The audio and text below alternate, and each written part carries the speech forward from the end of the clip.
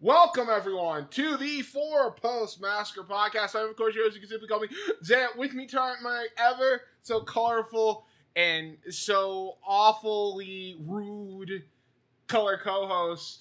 What's your name? I was lied to. He's lying. He lied to me before we started. He's telling me that places aren't real. Places are real. No, places are real that aren't in a fucking cartoon, and that's the issue that we're having currently. Life is a cartoon. Life is a cartoon, okay, Zahia? Uh-huh. It's 2007. It's your boy, the damn marijuana. The what? Like the damager, damn marijuana. Like marijuana. That's really bad. Yeah. So was the name Damager, though. Yeah, you know, he's got a point. All right. I already did Christy Hempy, so I can't. Well, joining us, you already heard his voice, but making his third official appearance for the 2026 season is none other than the Damager himself, CJ Velvet. No, What up? boy, bash him. Bash him here. We about to bash him and crash him. See, and then they CJ Basham. CJ Bash. CJ Basham. That's my name for the week. My God. I mean, that's an NXT name. That is definitely an NXT name. Well, CJ, with this appearance, like I said, overall third, overall first in the 2026 season. There's still like a two-way tie. No, not a five-way tie for second. You are currently with like one appearance apiece. You were the only person with 3 straight appearances so far. I've been trying to come on every month, but I ain't coming in April, I guess. So, Well, we have. I gave you the option. No, you gave me one or the other. You didn't say you can have them. You said, I said, is it one or the other? The 27's still open because it hasn't been booked, so. I'll fucking take it if I don't have to give up May. I guess you're coming back in April. Oh, look at that. Yay. For a mania of some choice. Compromise can work, and you don't have to go to creative to bury each other about talking. Or whatever these women are talking about on Twitter anymore. Oh, yeah, what the... That's a... fucking... weird can of worms. Mm-hmm. Oh, since we're going to mention that, hello, Producer Josh has decided to invade the booth. Producer Josh is back. We haven't heard from Producer Josh in a few weeks. Yeah, he's abandoned us to go make more money. Oh, what a all fucking right. sellout. Yeah, I'm sorry. Mark I'm sorry. Mark. It's okay. I'm sorry. Okay. Are you paying the bills? I'm just saying. Anyway. Paul Heyman never paid anyone's bills, but we kept going. We fucking love ECW. Damn right. Do we look like we all work for a fat dude who loves to kiss Vince's ass? You work for me. I don't kiss Vince's ass though. No, you work for me, All considering I run the server. All right, so we'll get to this later. But right now, we've got a wonderful show for you all. It is the start of Rando Month. As you all know, we randomized 5 shows this month we're doing? Steve. 5 shows this month for Rando Month. And we're starting off with TNA Sacrifice 2007 with Mr. CJ Velvet himself. Now, why did you pick this show for me that got randoed? Well, that is a great question, CJ, and I will answer that for you very soon when we get to the retro review portion of the show. But, okay, perfect. But before that, we also got to let the people know what our last segment will be. Our last segment will also be TNA related, as we will be going back to the tier list that I personally had to make myself because I couldn't find it on the website. So tonight we are ranking who are the greatest and who are the worst X Division champions in TNA history. I mean, Wow. specifically TNA, not when they were branded to Impact Wrestling in 2017. So anything besides 2017 does not count. That's when they officially branded the Impact? I feel like they were Impact like way before that. Okay, so they were Impact They changed the show to Impact Wrestling in 2011. That's what it turned into. But the whole brand didn't turn into Impact Wrestling until 2017. It was still technically TNA until 2017. Okay. It was GFW for a day or something like that. Yeah, like 2 weeks. Get those stickers out. We lost the rights. Fuck. Come on. You buying GFW Gold? You should. Slap a sticker on the world title. Here you go, Eli Drake. Are you telling me I can get a signed 8x10 from Jeff Jarrett if I buy his gold? Yes. I'm in. But that is coming later. We're just gonna get right into it. Let's get to our retro review. Now, CJ, you just asked us why did we make you, in particular, sit through Sacrifice TNA 2007 for a random month this week. Mm-hmm. Yes. And so, this is where I go now? Yes, this is Okay. where you go. All right, so when Random Month comes around, I try to curate the shows with the guests who I feel like would make the most sense or would be easier for said guest. TNA, NXT, WCW, the Fed, and ECW are our companies of choice. Hit Kid was tasked with ECW. He's got a background with it, so we thought that would make more sense. Sean claims that WCW is good, so we gave him WCW. And then the last two are one of them is a newcomer. Jose will be coming to the podcast for the first time, and because of that, NXT UK, something we've never done before, we gave that to him, so it's a newcomer and a new show. And then Connor Green's making his second appearance. He only watches WWE, so we gave him Fatal 4-Way 2010. So that left you, CJ, pretty much with TNA, and I don't think we've ever talked about TNA. So We've talked about We've talked about TNA a couple of times. We talked about NWA TNA the last time he was. NWA TNA was right. And we talked about Genesis, the first Hogan TNA pay-per-view. Oh my goodness, CJ, that was you. So CJ, what you've done essentially is you said, let's look at the beginning and let's look at how it died. But let's talk about when it was the TNA that people love. So you gave this to me just because it was like, well, everybody else has a fucking gimmick. I guess we'll just give this to CJ. No, we've never talked about this TNA. You gave the Brit fucking ECW when NXT UK is there? Oh. Okay. Well, again, better show to talk about with him. Is Jose British? No, but because it was a first time, and he's a first-time guest. Oh, I thought CJ knew something. So there's literally no reason you gave me this show other than, like, it was, like, the last thing. Like, I'm the last kid picked on the team, and TNA is the last show picked on the team. Well, it was between you or WCW. I fucking love WCW as well. I know. I was shocked. I thought I would get WCW, to be perfectly honest. But they want to give you... It really could have been back and forth between you and Sean when it came to TNA. I hope this was going to be about, like, man, the CJ, like, man, he's so cool, and this is a fucking cool show. Let's give him this or something. Well, I mean, it's like, no. Well, no. I think it is a cool show, but, you were talking before the show. We've got other things to discuss. But, again... To be fair, that's kind of the whole point of Random Month. Is like, it's random. I didn't know very much about TNA Sacrifice 2007 when I went into it. Like, I don't know much about the ECW show or NXT UK, even though I watched the main event and Cesaro and Ilya off of that show as well. So, pretty much the whole thing is that it's going in blind for the most part.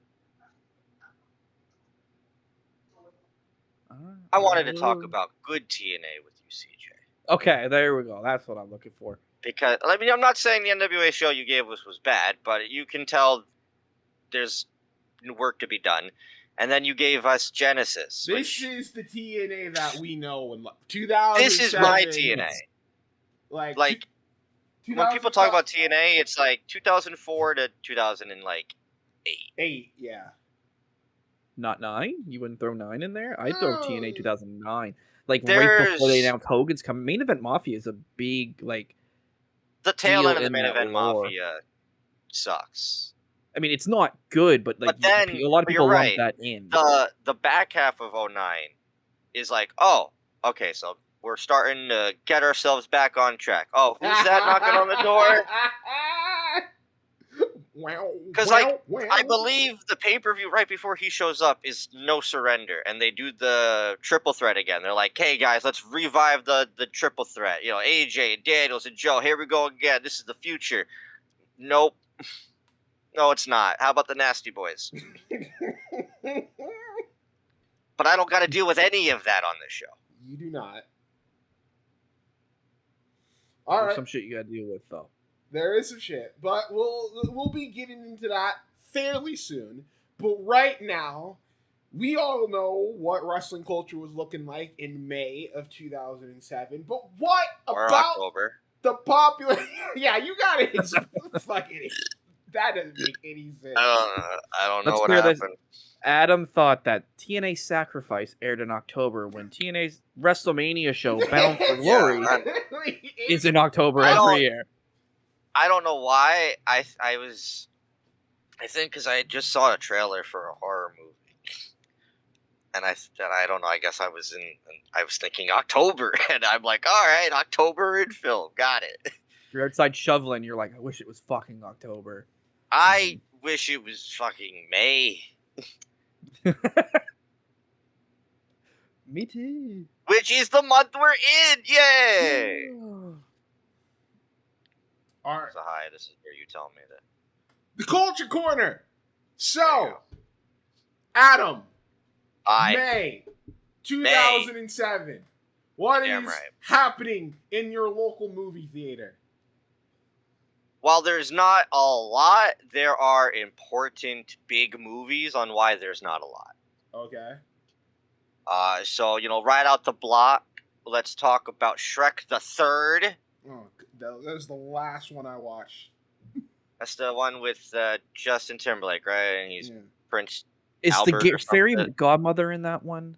That's the second. Is she also in that one? No, in the third one is the son's the bad guy, right? Charmin Yes. comes back. Yeah. Okay. All right. I had a story about the second one, I guess, but it doesn't matter. That's fine. Let's continue because, in all fairness, the three movies that are important here are all thirds. It's all. Oh well, hold on. Sorry, no, there is a second. 28 weeks later. That's a fucking big deal, especially right now. Not as good as the original. The opener is phenomenal. It's really like it hooks you in with the opening, and then it just. And then you're stuck with a bunch of annoying kids in a fucking sky rise, And and fucking also Hawkeye. Hawkeye's here. It's what happened was they took the original one was very British, but it was also extremely well received, and it was a really good horror zombie movie where it was like the focus isn't on the zombies, it's the people dealing with the zombies. They're kind of in the background. Well, America said, wow, let's fucking do that. So they Americanized the sequel, and it's more action, and there's more zombies, and there's more blood, and characters you don't give a shit about. So much military. So then everything disappeared for much years. Military propaganda after the first one was so heavily anti-fucking military. And then they said, let's wait a bunch of years, and then they finally brought it back with the third one. I like half of that movie, because the back half is not great. And then there was a fourth one that just came out, and that movie was really good. So I don't know, this franchise is all over the fucking place. Yeah. Continuing on with our thirds, though, that was the second, but this is back to a third. Pirates of the Caribbean at World's End. Oh, yay. No?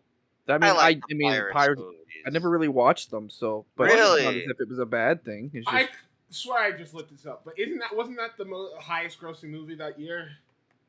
Oh, me scroll. It is the 4th. Oh, okay. So probably the Getting- best of. So it got grossing beat going out on. by Shrek the Third, and another movie Hmm. we're going to talk about that is also a third, Mm-hmm. involving a web slinger Oh my god. and a black suit, and it's the best Spider-Man movie of all time, and I will hear nothing. It's It's the not. best Spider-Man movie.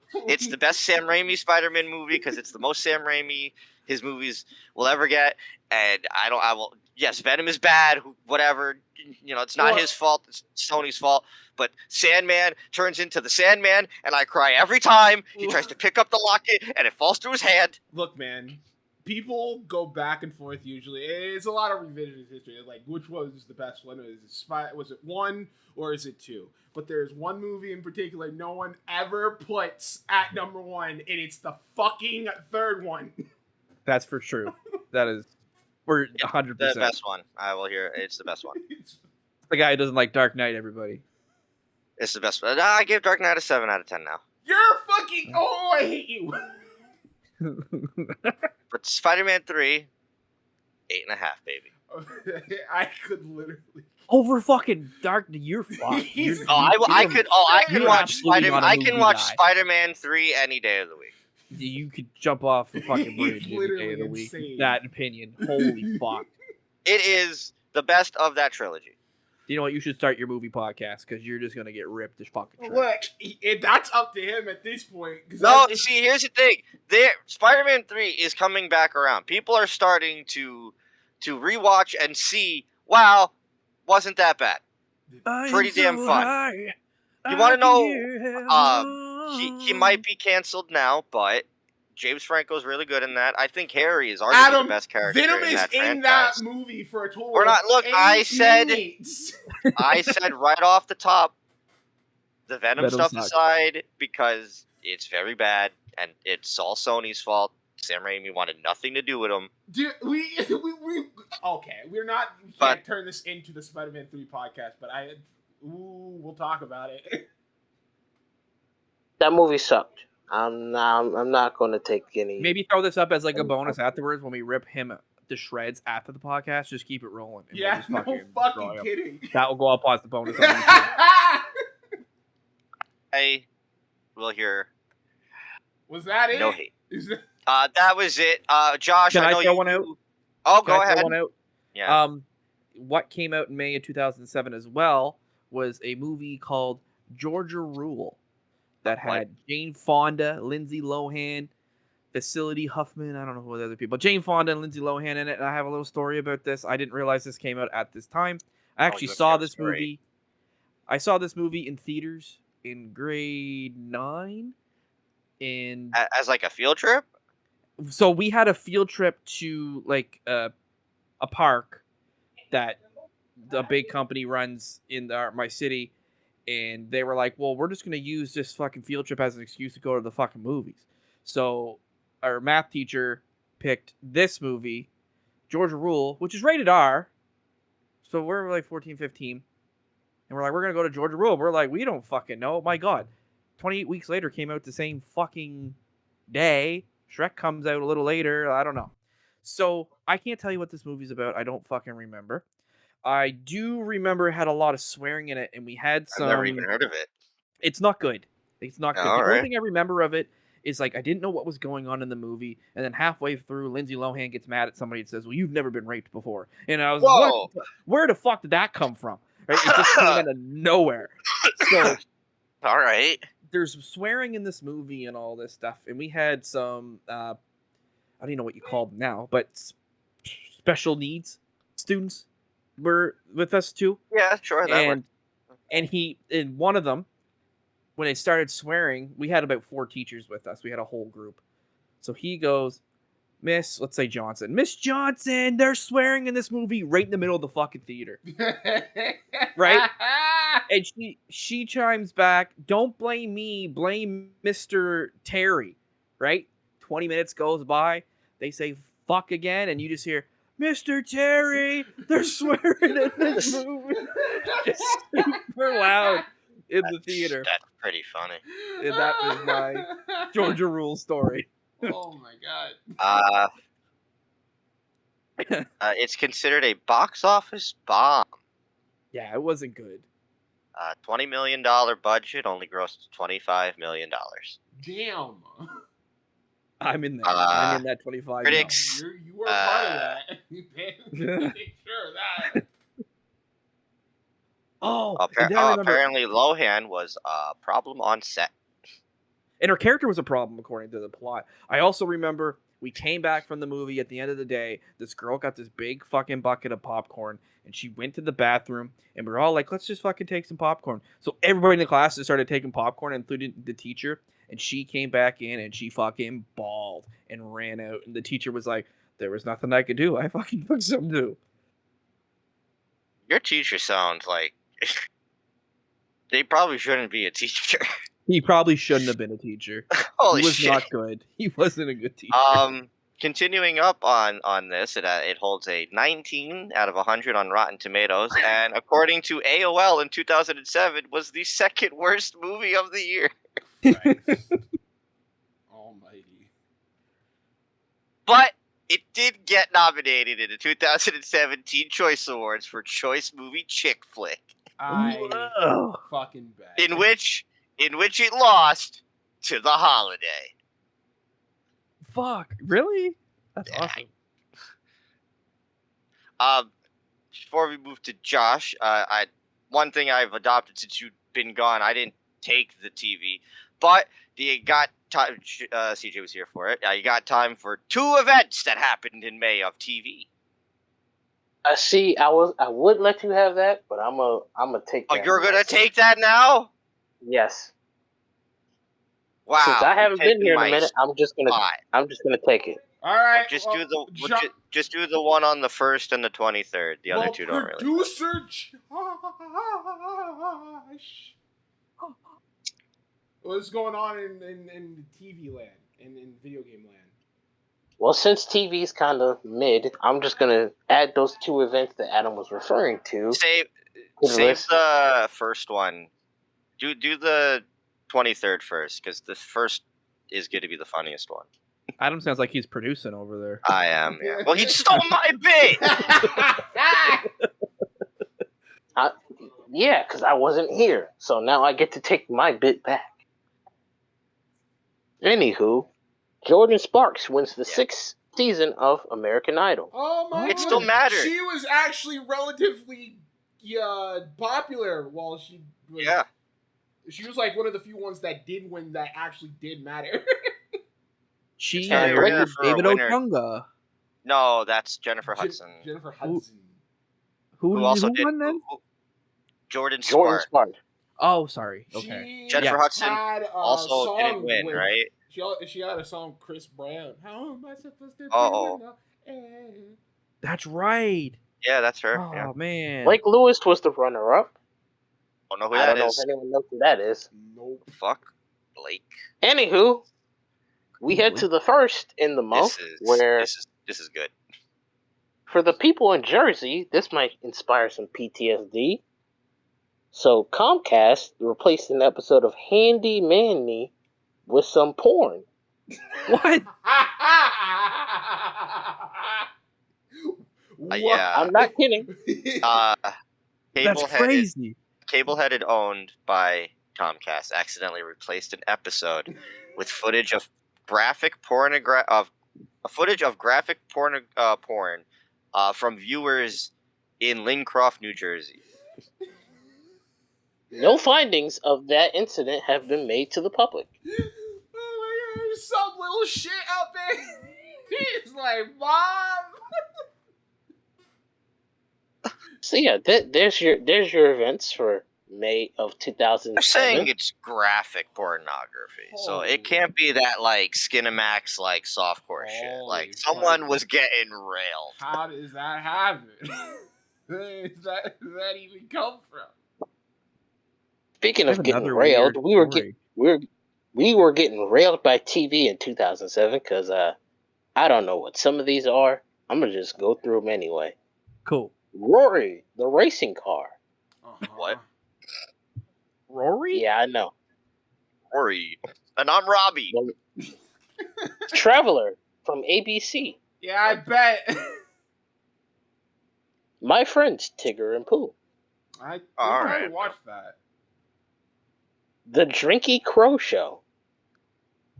I Remember Fat- Drinking Crow? kind of remember. Fat guy stuck in internet. What? What? Repeat that. Is that it? You That- sure that's not a video on YouTube? Fat guy stuck in internet. Okay. This has to be some Adult Swim shit. Yes, It is. Yep. It's got Yes, it is. fucking nobody. Okay. Super Jail. Oh, I all love right. Super Jail. It's just Adult Swim fucking.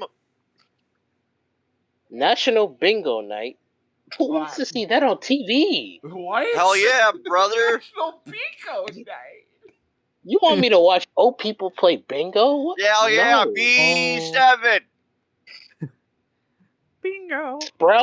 The Sprout Sharing Show. Oh, okay. Stormhawks, the Ex-Wives Club, Mm-hmm. Hidden Palms, the next best thing. Brock Lesnar. Oh shit. Look, he would have been peeing on some of the people, so I don't think we No! want that. Oh no. Not on this show! Oh my god. Well, that's TV. Very, very mid, much like Elimination Chamber. But we're gonna we leave need that alone. I We like. need to find that guy stuck in the internet. We just do wanna actually. I just want to say I'm really hoping eventually someone gets a show that revolves around June of 07 because TV is going to be very fun to talk about there, if you know why. Yeah. Thank God video games had a lot more to offer. Thank God. There's a lot to go through, so I'm gonna just try to plow through this as quickly as possible. Hey, oh. Heatseeker, Legend of the Dragon, UFO Extraterrestrials. There's your Spider-Man 3 video game tie-in, because of course. That was a good game. Command & Conquer 3, Tiberium Wars, Calling All Cars, What? Viscera's theme song? Be Daddy V? Yo, shit. Taking over the Call airways. all man. We can't cars, control call all cars. Oh my god, there's so many cars. them. Oh my God, god. it's so dangerous. MLB 07 The Show, because of course that's a thing. Baseball. Pirates Baseball. of the Caribbean at World's End. That game can kiss my ass. I bought that for the PSP. I was excited. Dude, I finished that in 3 hours. I went back to GameStop and returned it. That's Resident Evil awesome. 4 for the Windows. So pissed. for the Windows. Yes, for the Windows. All right. You got your Forza, Motorsport 2, More racing. Surf's Up, because of course Oh, that had a fucking tie-in. Christ. First Needed movie's it. Halo- not bad. Halo 2 for Windows Vista. Oh shit. What? Windows Vista. That brings me back. Holy fuck. Shadowrun, Nope. Mario Party 8, Yeah. That was on the fucking Wii. Mhm. Mario Party And- forever.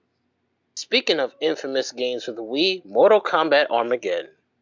Hell yeah. Oh, That was Good God. game. the literal end of the.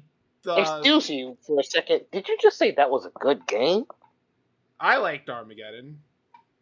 Armageddon was a hot It was. It also marked the end of the original story because after that, they just like reset. It also marked the doom point for Mortal Kombat because they did not come off well well, they at all. Made what came out? It was like Shaolin monks or whatever, and that was received pretty well.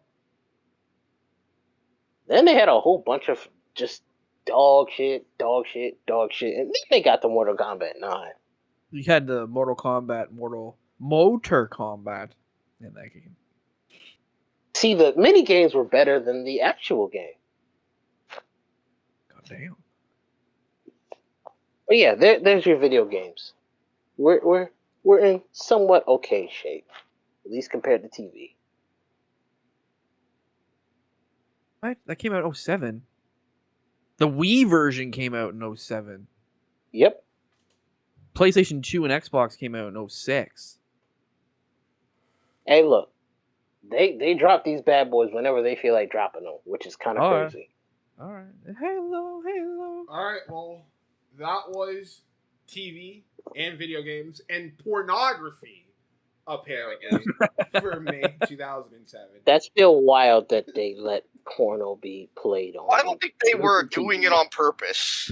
That's still crazy. Somebody that had that on file, bro. They had that on tap. No, what it seems like they were airing it How do you think from some, but it was Someone had only located in one town in Jersey. That's awesome, actually. that one dude was really into his hardcore porn. Or that one dude was about to get fired, and he said, "I'm fucking the station over tonight." All right, Imagine fucking recording that on VHS. You're like, can't wait for whatever the show is coming on, and you wake up in the morning and you pop in that VHS, and you're I like, should- what the fuck? probably record Handy Manny for my son's his favorite show. It'd probably make him happy. Fucking next day, Dad. Yeah. Oh my god. Dad, Mandy's getting a handy. So terrible. All right, pull out your music. All right. Well, we know. Oh, pull out! Whoa! Oh, just like in the porno. 07. All right, we know TV, we know movies, we know that video games. What about the music? As always, we're going for May 26, 2007 for the U.S. Billboard Hot 100. So, back at it again, folks. It was in 07. I feel like rap is a big. I'm gonna say Eminem All right. is gonna be on that list. Oh Jesus! I'm gonna May- go. I said them last week. I think I said it last week, but I'm gonna go for it again. It's May. It's almost the summer, but I'm gonna go for the peas. I'm gonna go The for what? Fergie and her friends. The The peas. black eye. Yeah. Okay, gotcha. The food All group. right. What week are we on? The week of your mom. May- What? Okay. May 26, 2007. You know what? T-Pain. Why not? All right. So, T-Pain, Black Eyed Peas, and Eminem. It's an Eminem. Eminem. So, let's see what people are listening to in May of 2007. At number 10, we got You Plus Your Hand by Pink. Oh my. The year is spelled by U-R, by the way, just so that you guys are aware. And you is Doesn't spelled with better. the actual U. Damn. At number 9, we got Don't Matter by Akon. Hey, come on. Sing that one for me. I don't. Yeah, good luck with that. No, like, I don't know hum that it. one. I don't know it. I get. That's, I probably know a total of like 2 Akon songs. I like It don't Akon as the matter, no, Tin Man. Cause I've got you, babe. No matter you wanna see us. Oh, that together, song. Oh, that's but the it don't one. Okay. matter, no. 3 Akon songs. I remember hearing that all the time on the Kids Bop. I was like, Akon. So Hold- if hold Akon on. is here, Akon was on fire at this time. So like every one of his hits, I would know. Would one of those other Akon songs happen to be Smack That? Yes. Of course it is. I don't even know what number 1 is. At number 8, Adam, you had the right idea, but it only turned out to be one of them, because at number 8, it's Glamorous by Fergie. No, that and counts. Ludacris. I'm giving that to no, Adam. I'm absolutely giving that to Adam. that Alright, counts. Fine. She's like the main person in the group, and she pissed herself on stage that one time. Oh. I mean, Will.i.am is the main guy. But I mean, that's correct. No, but Fergie was the main. Like, that was what got them popular. She that was they had. in the movie with the boat. I mean, they were rapping for a while before Fergie, and they They didn't were. break anything They didn't. until Fergie. I'm Fair. taking that. At number 7, probably the hottest dance coming from this time period, or at least one of. We got Pop, Lock, and Drop It by Huey. Pop, lock, and drop it. Pop, lock, and drop it. I don't have much with that one. At number 6, we got I Tried by Bone Thugs and Harmony and Akon making a return. Yet again. Oh, he's back again. Bone Thugs and Harmony in 2007? That's literally what I said. But I tried so hard. That one? I believe so. Because that probably would have been the only time as a Canadian kid growing up in the 2000s that I would have heard of Bone Thugs and Harmony before looking them up myself. Like, damn, the last time they were that big was like the Crossroads, and then that was it. What the cross, bro? I don't think they made a big splash in Canada, to be honest, but like Akon was on I fire. miss my Uncle Charles. All right. Top 5 time. At number 5, we have Because of You by Neo. I was about to sing it, but I was like, no. Well, that one either. I probably do, but I don't. Because of you, and it's all because of you. Yep. There we go. Got it. Yep. Because I'm thinking Kelly Clarkson when you think Because of You. So Right. when you said the first time, I'm like, that's still Kelly. But okay, I got it. I've heard that Neo version a little too much. Yeah, that sounds about right. At number 4, we got Give It To Me by Timbaland featuring Nelly Furtado and Justin Timberlake. Timbaland Oh, Timbaland before you discovered AI. Timbaland, That What a was time. that was the song that was going around when that Zoolander meme was hot. The I see us in the club, we'll be watching all night. That Yeah. one. Yes. Yep. Give it to me, give it to me, give it to me. I'm not your bruh. That one. Yes.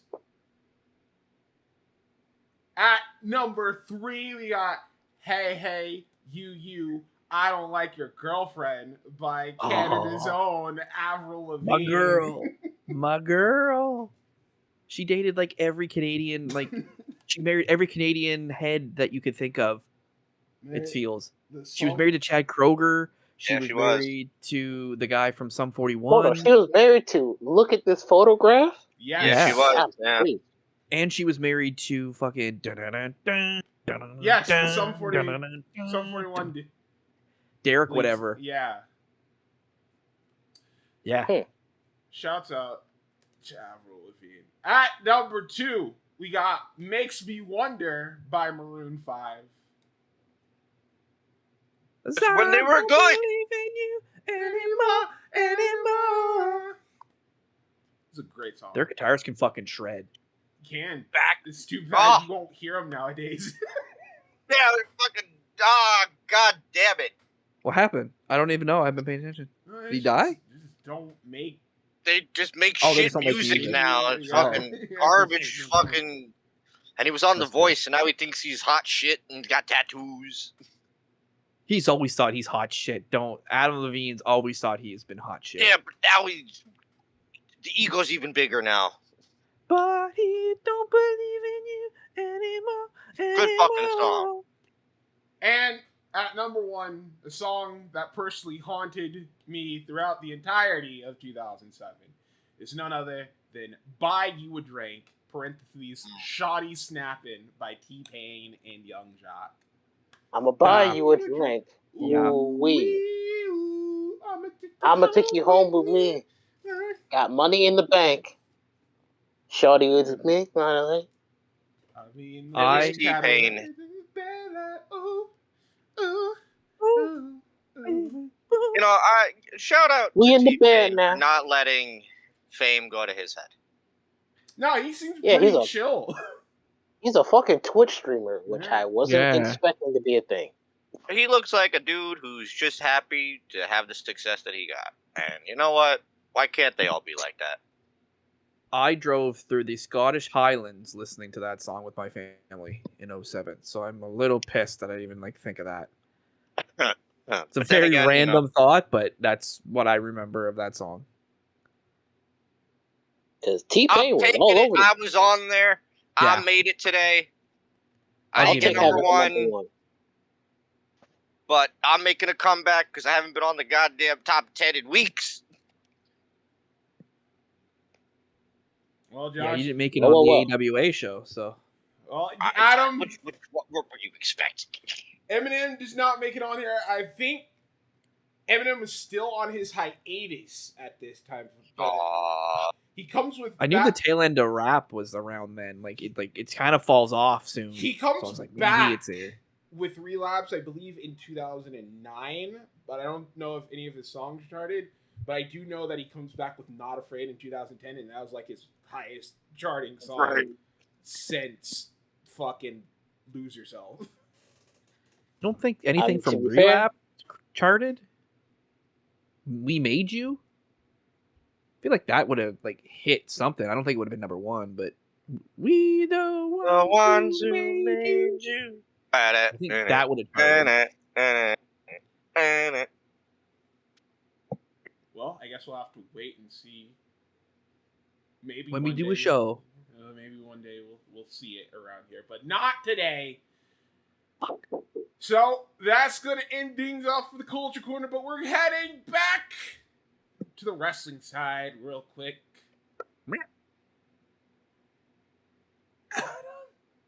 I got food in my mouth.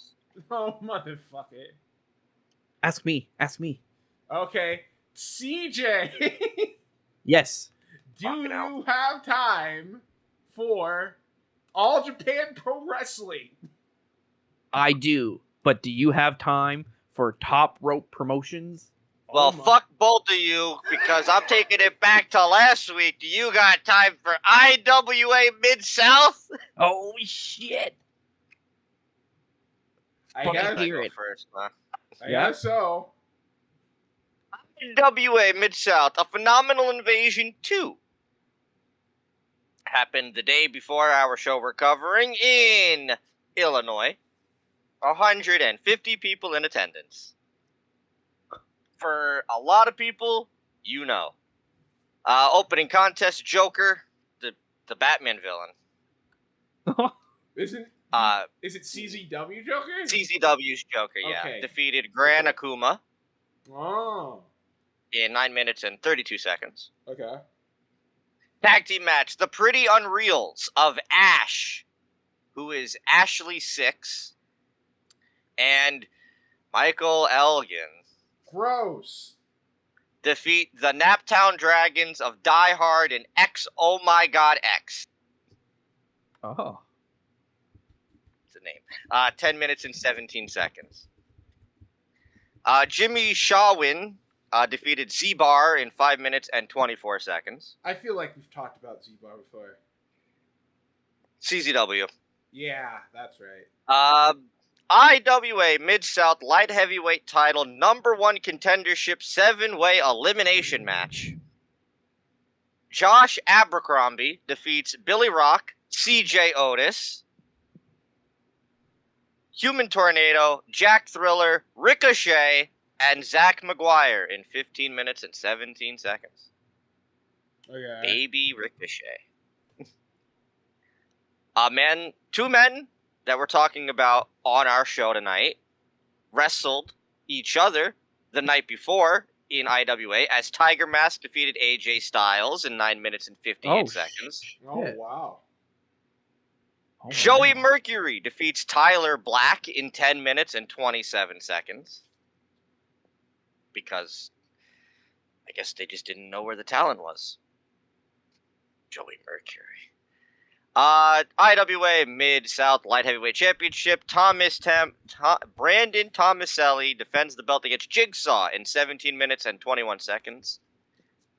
IWA Mid-South Heavyweight title. Chuck Taylor defends against Devin Moore in 10 minutes and 47 seconds.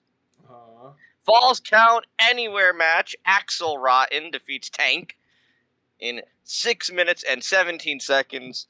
And then in the main event, Hot Stuff Hernandez, yes, that Hernandez, defeats Eddie Kingston Oh my, what? in Dixie 11 booking minutes that? and 3 seconds. Dixie booked that show, didn't she? Dixie? Yeah, she loved Hernandez. Oh, she did, but I don't... He was just been in LAX at the time. Hot Stuff Hernandez on the Indies. Good lord.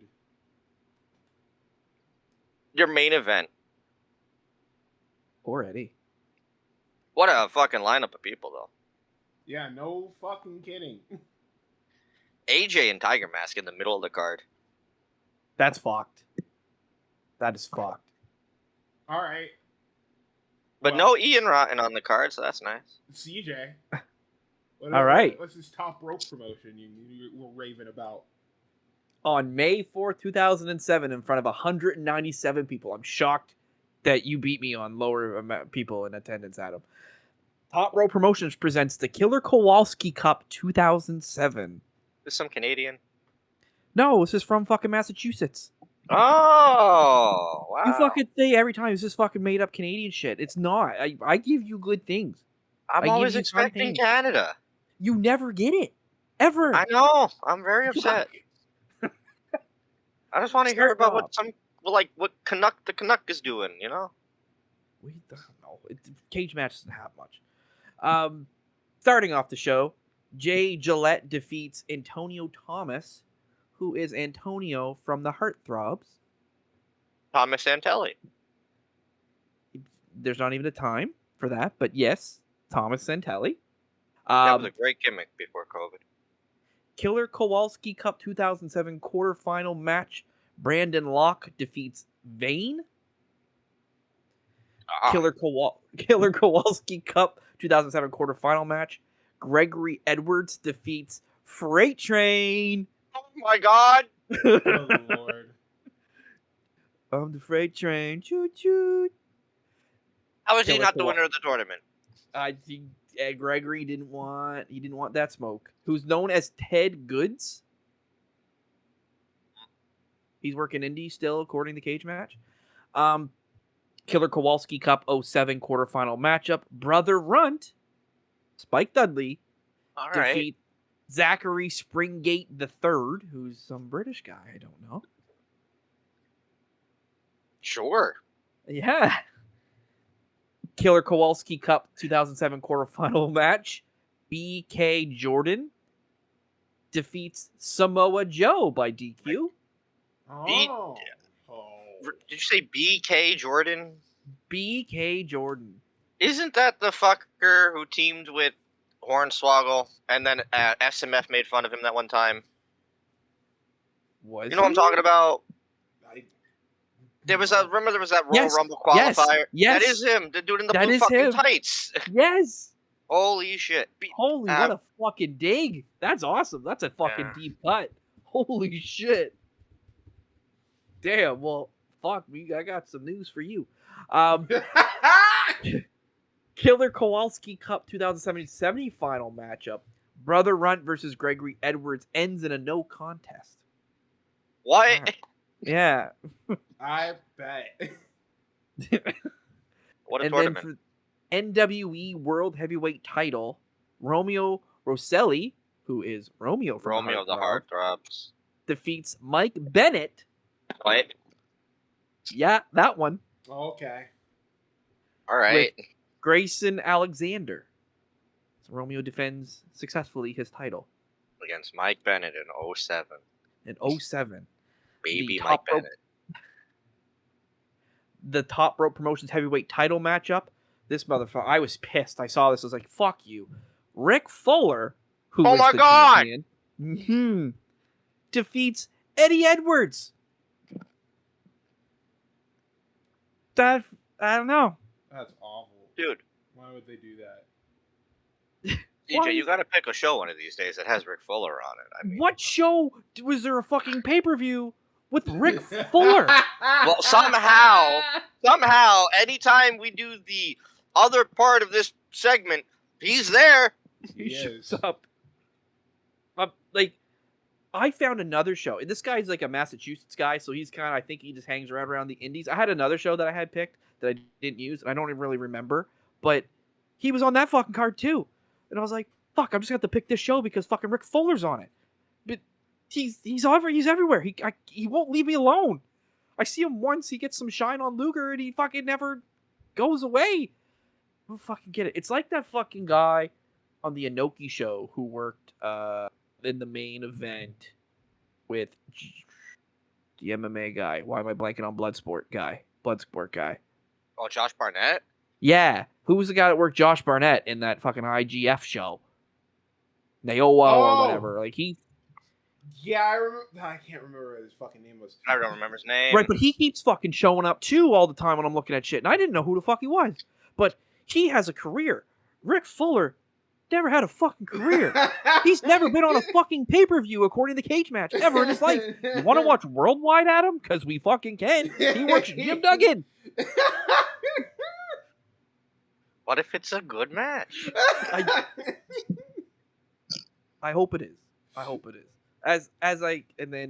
So the main event, Killer Kowalski Cup 2007 final matchup, BK Jordan defeats Brandon Locke. He won. Let's fucking go to the jobber.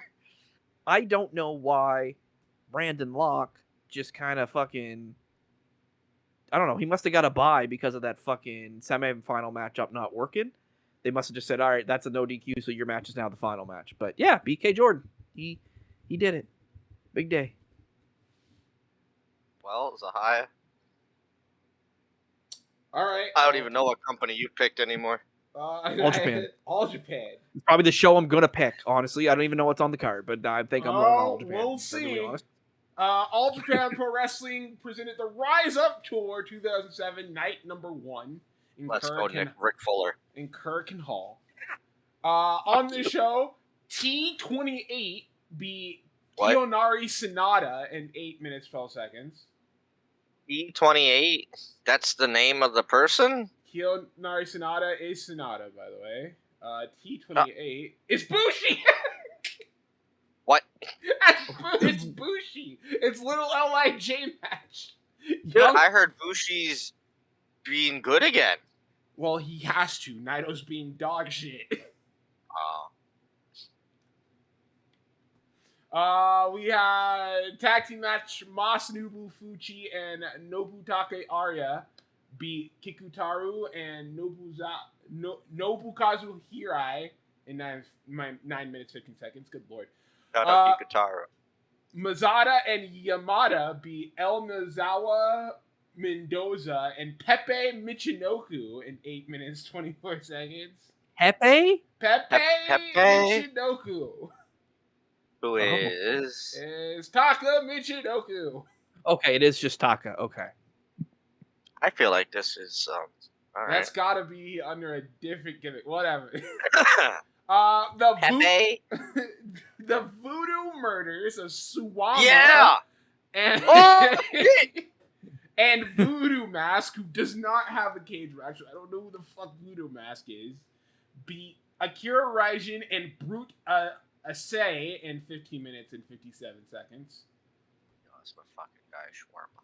Dick Togo and Ryuji Hijikata beat Katsuhiko Nakajima and Miguel Hayashi Jr. in 14 minutes 30 seconds.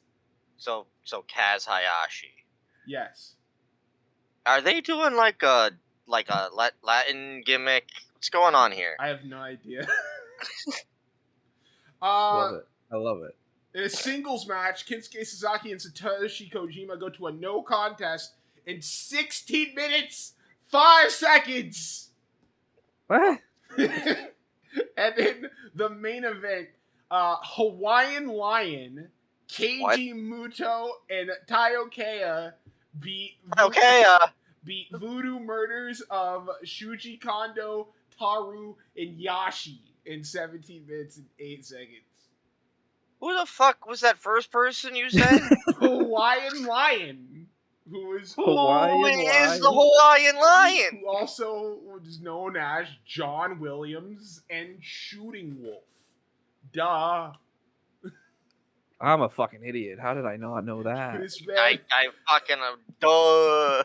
If you Google Hawaiian Lion, you don't get it. Like, he's the 6th picture after a book called The Hawaiian Lion. A lion in a fucking Hawaiian shirt. A type of cannabis. Another type of cannabis. The lion in the shirt. And then the Hawaiian Lion. Look at the fuck at this. This dude is the most generic Samoan wrestler you've ever seen. This Hawaiian lion. Oh. Weed. This is just no, that's not a wrestler. All right, well, as always, CJ, you are on an island and you've got some TNA, All Japan, Top Rope Promotions. I think you said right, and Yeah. IWA Mid South. I go with TNA. I tried. Can't watch the Hawaiian lion for fuck's sakes.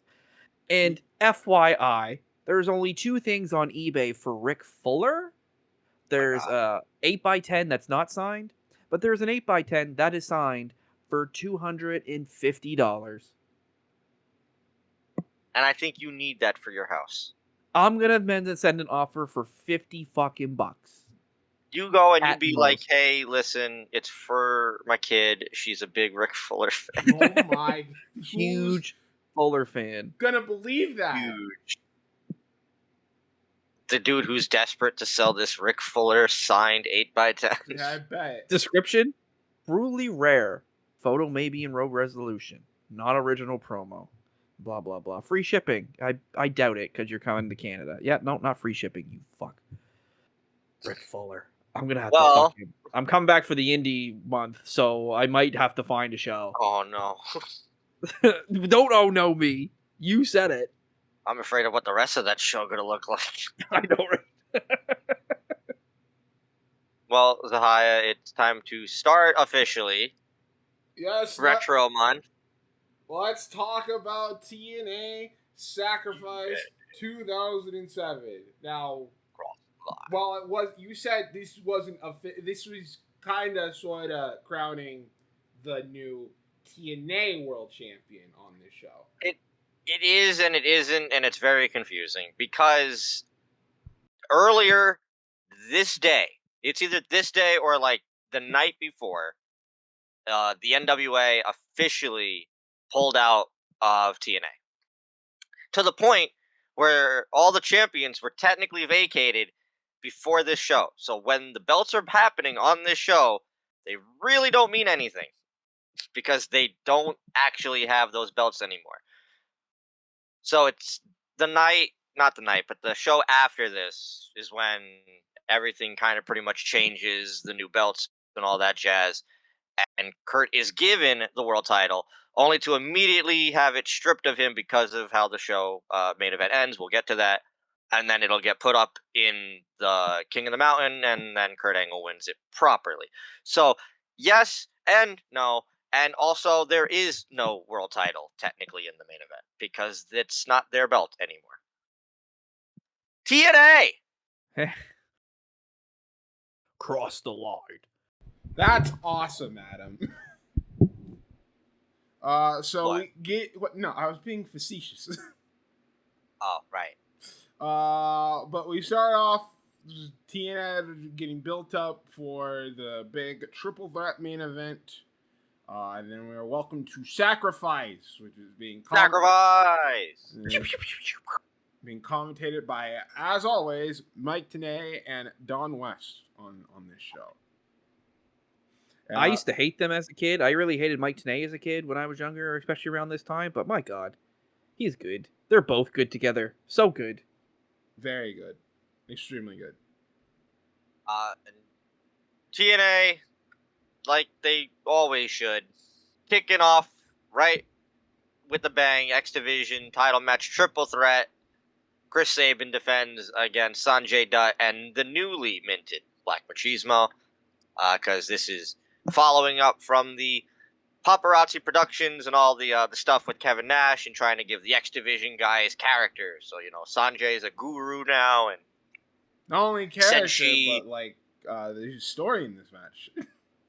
Loki's TNA literally, Mike Tenay I says don't know. literally like, oh my God, the character development by Kevin Nash to Jay Lethal. Like, can we fucking have a little bit of kayfabe? Can we not just fucking read Well, the but that- booking but- sheet? But that is what happened, though. Is Kevin Nash gave him the gimmick. This was all on TV. All the Paparazzi Productions and all Well, the say that. X Division stuff backstage. To say that, yeah, but also remember who's booking at the time, Mr. everything is not what it is. And real is kayfabe is not real. And I started the show after like a little bit, and I'm like, Russo's still booking? And then they showed the promo for the tag titles, and they showed the electrified cage. I'm like, yeah, Russo's booking. This is only like a month ago. Back at Lockdown 07 with the electrified steel cage that was shit, and everybody was screaming, fire Russo. But don't fire Russo just yet, because our opener... I mean, how are you going to go wrong with these three guys? This more on the that's more on the talent of the three guys in the match. It's literally young Chris Sabin, who is unfucking believable, has mobility in both of his knees. Young Chris Sabin, fucking 23-year-old Jay Lethal. Still got baby fat Chris Sabin, and young Sanjay Dutt, who's losing his hair as we're watching this show. God, but banging the fucking roids. Oh my goodness. The back knee is so disgusting. And I love how, during the entire match, they keep putting over, will tonight be the night Sanjay gets that X Division title? He will in 10 years. 10 years. Good fucking Lord. Because they went to India. Thank God. But this CJ, match, go ahead. I was going to say, this match is sick because, yes, there's a story. They also remember it, this is also an X Division match. These people pay to see you guys go out there and just do a bunch of moves, and they are able to incorporate, can Sanjay and Jay be able to get along, work together, and while also trying to win this title from Sabin, who is constantly trying to take advantage of their uneasiness of working together in this match.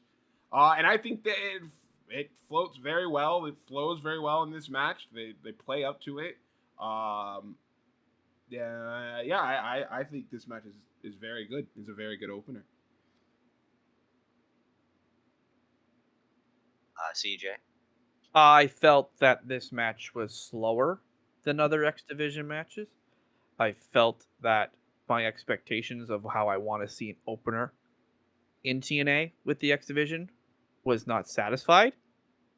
And I was actually left down on this match because we've had some TNA opening matches with X Division matches that are fucking crazy, fast paced, no fucking breaks, no nothing. They just go, go, go. And to me, that's what the X Division is. And I don't think that this did a good job of establishing or showing the audience what the X Division was. So I wasn't too impressed based on what I was expecting. All right. Well, Adam, that's one for each side. Are you going my way, CJ's way, or are you somewhere in the middle? Well, no, I liked it. I do enjoy story. I understand your point. If maybe switch this and the four-way. Yes, the four-way should have opened the show, and then I probably would have enjoyed the match a bit more later on in the show. Because everything you want is in the four-way. The fast-paced. There's a more, like you said, there's more of a story here, and at the time, the X Division, unless it was AJ Styles and Daniels and Joe, there wasn't, I'd say, story when it came to the X Division. It was who can do the cool thing against the other cool thing. But now we're trying to add character and story to make the X Division feel a bit more fleshed out. So I guess if you're not looking at that and you don't expect it, you're going to have a whiplash effect. So I can see where he's coming from, but I enjoyed it.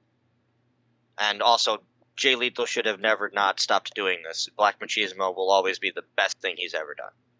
Look, I don't think you become a world champion as Black Machismo. Also, everybody left Ring of Honor. What else were they supposed to do?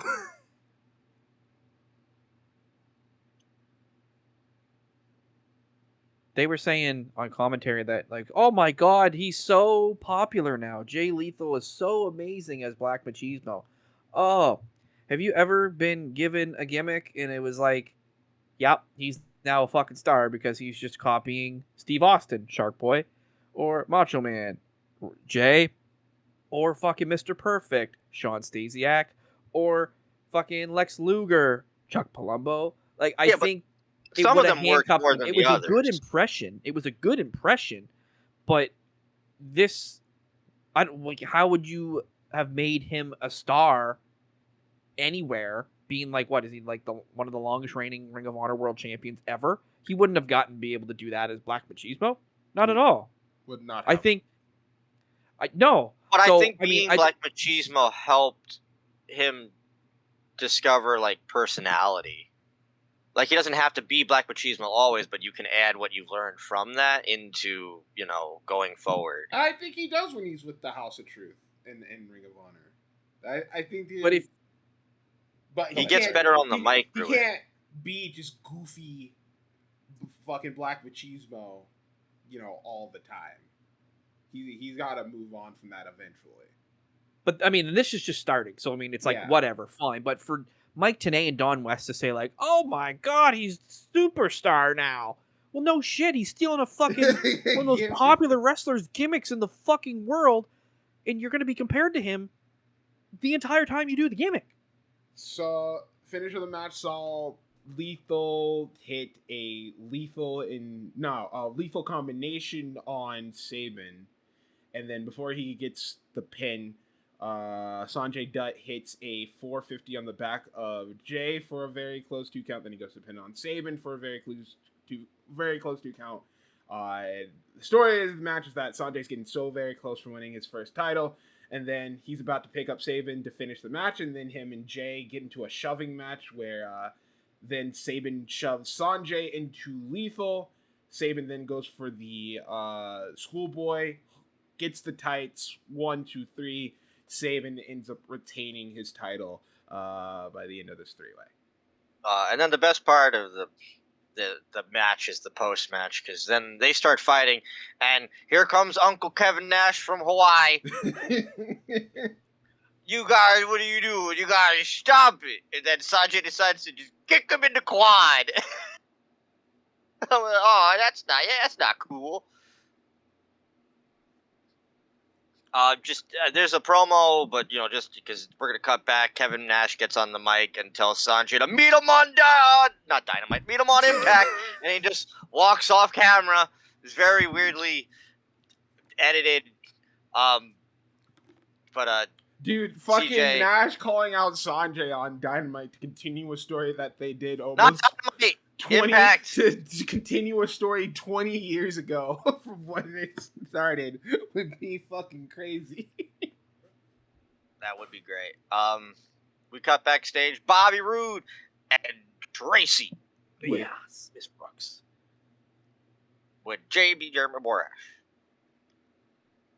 Bobby Roode currently owns Eric Young's contract, and Eric Young's got a guardian angel in the form of the newly reborn, baby-faced Jeff Jarrett, who's here to help be the savior and save the little man. And how is he going to do that? By taking out the man who currently owns his contract in Bobby Roode. But Bobby Roode and Jeff Jarrett have history. From 2 weeks ago. Well, no. History from before that. Team Canada and Jeff Jarrett. Pays to be rude. Yeah, but he wasn't interacting much with Roode in Team Canada. Well, no, but I mean, it was there. You're not using that history. I feel like that history is their pay-per-view history, and there might have been a little bit when it was Planet Jarrett and Team Canada, but I feel like TNA went on like a clean sweep after the pay-per-view. When he came back, yeah. They were just like, it's just like the pay-per-views didn't happen, the weekly pay-per-views, fuck that shit. This is now started when we got on Spike. Forget about Fox, forget about everything else. This is the starting point. Jeff Jarrett's recently returned after losing to Sting. And like I said, he's a good guy now, and he wants to help the little guy. And Eric Young is currently being abused by Bobby Roode terribly. So he's got to go up against Jeff Jarrett. Bobby Roode's been picking on Eric Young. Well, he also owns his contract. And Jeff's like, okay, I'm done with you being mean to my best friend. He's going to be the guardian angel. Yeah, so I'm just going to help you. Well, before we get to that match itself, we get a little rundown of the card of what we're gonna see, and before and all that, we got a little special. We see fucking BG James get taken out by the Damager and Bash before the show started. So do you understand how happy I was? I thought Basham was David Young. I had no fucking clue. You didn't really see his face in just the long tights. I was like, okay, there's David Young. Who the fuck's the other guy taking out VKM? Yeah. Had not a fucking clue. We'll figure that out later. Oh, sorry. Did the mascot show up in the first match? Oh my god. Oh fuck we the have reindeer. To talk about the mascot. Hopper or whatever the fuck, right? Yeah, Hooper. Hopper. Oh my god. What the fuck was this shit? Why a reindeer? Why? Yeah, why a reindeer or a deer or a... In the middle of May. I was a big... So it was Stomper. Stomper. There it is. It was not Stomper. Hopper. I thought it was a rat. I was like, they cut the camera during I thought the it was match, a reindeer. and I'm like, what the Go fuck back is to this? that. And Okay, they're like, that's how I felt. It's the new TNA mascot, Stomper. I'm like, when the fuck did this happen? I was heavy in my TNA at this time, and I don't remember Stomper at all. I can remember BK Jordan, like I can remember a lot of obscure bullshit. This fucking thing popped up. I went, the fuck is that? And then it reminded me of the WCW mascot that they had. And I'm like, is this just another fucking Vince Russo idea? It's definitely a WCW because they had a fucking wallaby or some shit. Or a wombat. They had a wombat. Willie the Wombat or something. Willie the Wombat. Yeah, dude. Okay, see, I'm not going insane. Because I'm watching this shit with him, and Sean was there too, and they didn't notice fucking Stomper. I'm like, you guys gotta see this shit. Why is there a reindeer? I didn't notice and it. I'm trying to remind them. It was like, I'm like, you guys remember the one from WCW? They're like, I have no idea. It was like, Deadlock talked about it. I remember go back, watch episodes. They don't really show them, but like sometimes guys would make entrances and he'd just be in the background. Yeah. Like, okay, so, but Stomper shows up and you don't see him again. Why do we? I think he comes back one more time, but he's not like at the entranceway. He's not like. Why do we need a mask? This isn't a fucking sports team, bro. It's a fucking wrestling company. Like, because Vince Russo's out of his fucking mind. The idea in WCW was like during commercial breaks, he would kind of like hype up the crowd. But you have JB for that. Yes, and on top of that, this is a fucking pay-per-view. I don't need to see him clapping with SoCal Val. But we're skipping. I don't want to keep skipping ahead, but we see something else with SoCal Val later. We do. It's so because she has. We gotta wait until we get to that match. Okay. So on to the match. Bobby Roode, Jeff Jarrett. It's very. It's insane how you were sports entertained. I was very sports entertained by this. I had a blast with this match. I like this match too. I felt the story in this one was way better than the first match. Me and Zai got invested. I was rooting for Jarrett. He was rooting for Bob Roode. I'm still very confused by some of the decisions made by the referee in certain aspects of this match because I'm just confused. Because apparently it's okay to kick for Jarrett to kick him in the dick, but God forbid you bring a chair in there. This is a very, very old school NWA very Memphis, fucking Nashville type of match. Like fucking start off the match with a straight fucking Pearl Harbor, not Pearl Harbor. He attacks him on the stage before we even get in the ring. Yeah, and then we start walking and brawling around the ring. Then we get in the ring, and then we actually start brawling inside the ring. Then we start, we start going at it. It's like. I always thought Jarrett and Roode over the top sell. Yeah, no, they do. It's good here. It's just it's like no matter face or heel, Jeff Jarrett is a very self-indulgent wrestler. And I guess And I love him. and I guess that's always just gonna be the appeal of him, because like And it's like I Adam love says, there's a legitimately pop up kick to dick by In Jarrett front of Andrew Thomas. in Like, this match straight in up front of sees the him, and referee. He does react to it. And He the goes, ref's like, oh, come on, Jeff. how could you? Why, And then why you gotta do that, bro? he breaks it. Bobby Roode's got a chair, and Thomas is like, the chair. You can't, motherfucker, pick a lane. They start. Tracy gets on the apron and gets involved, and so she distracts Jared and Thomas, and Bobby ends up ripping the turnbuckle pad off.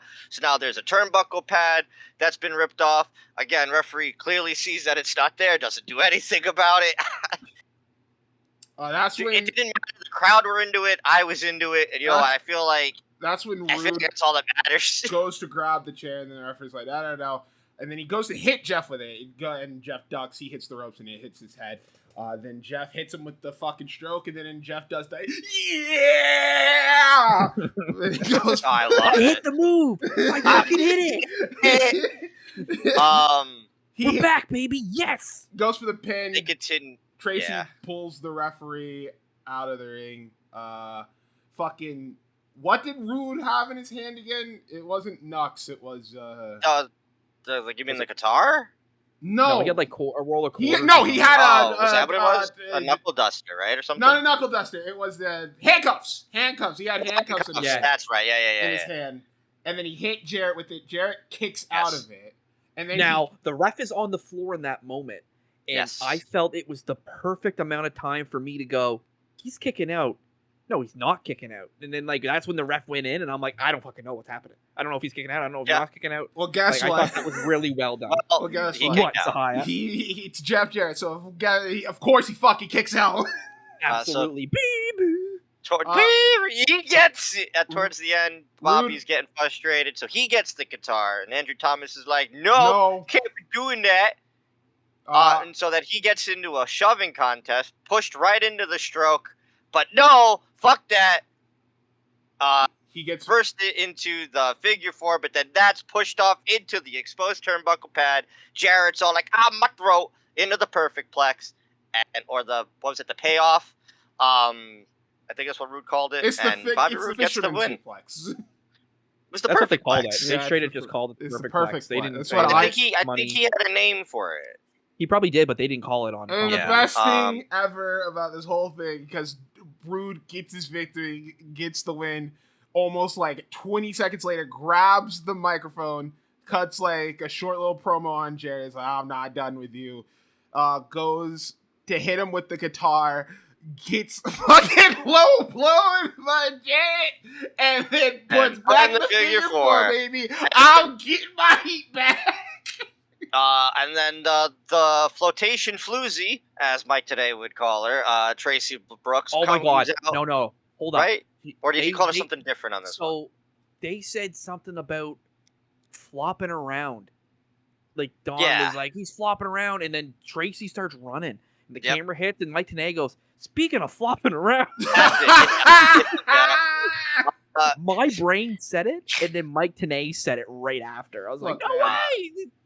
I'm not saying this out of any disrespect at all, but I see Miss Tracy. Absolutely, nothing is flopping around there. It is completely still. She was jiggling on the way down. It was just, brother, I was looking at it.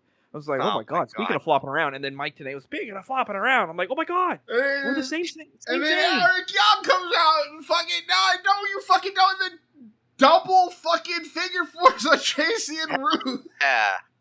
And that's my world. Eric Young and Jeff Jarrett stand tall by the end of it. Again, I loved it. Very sports entertaining.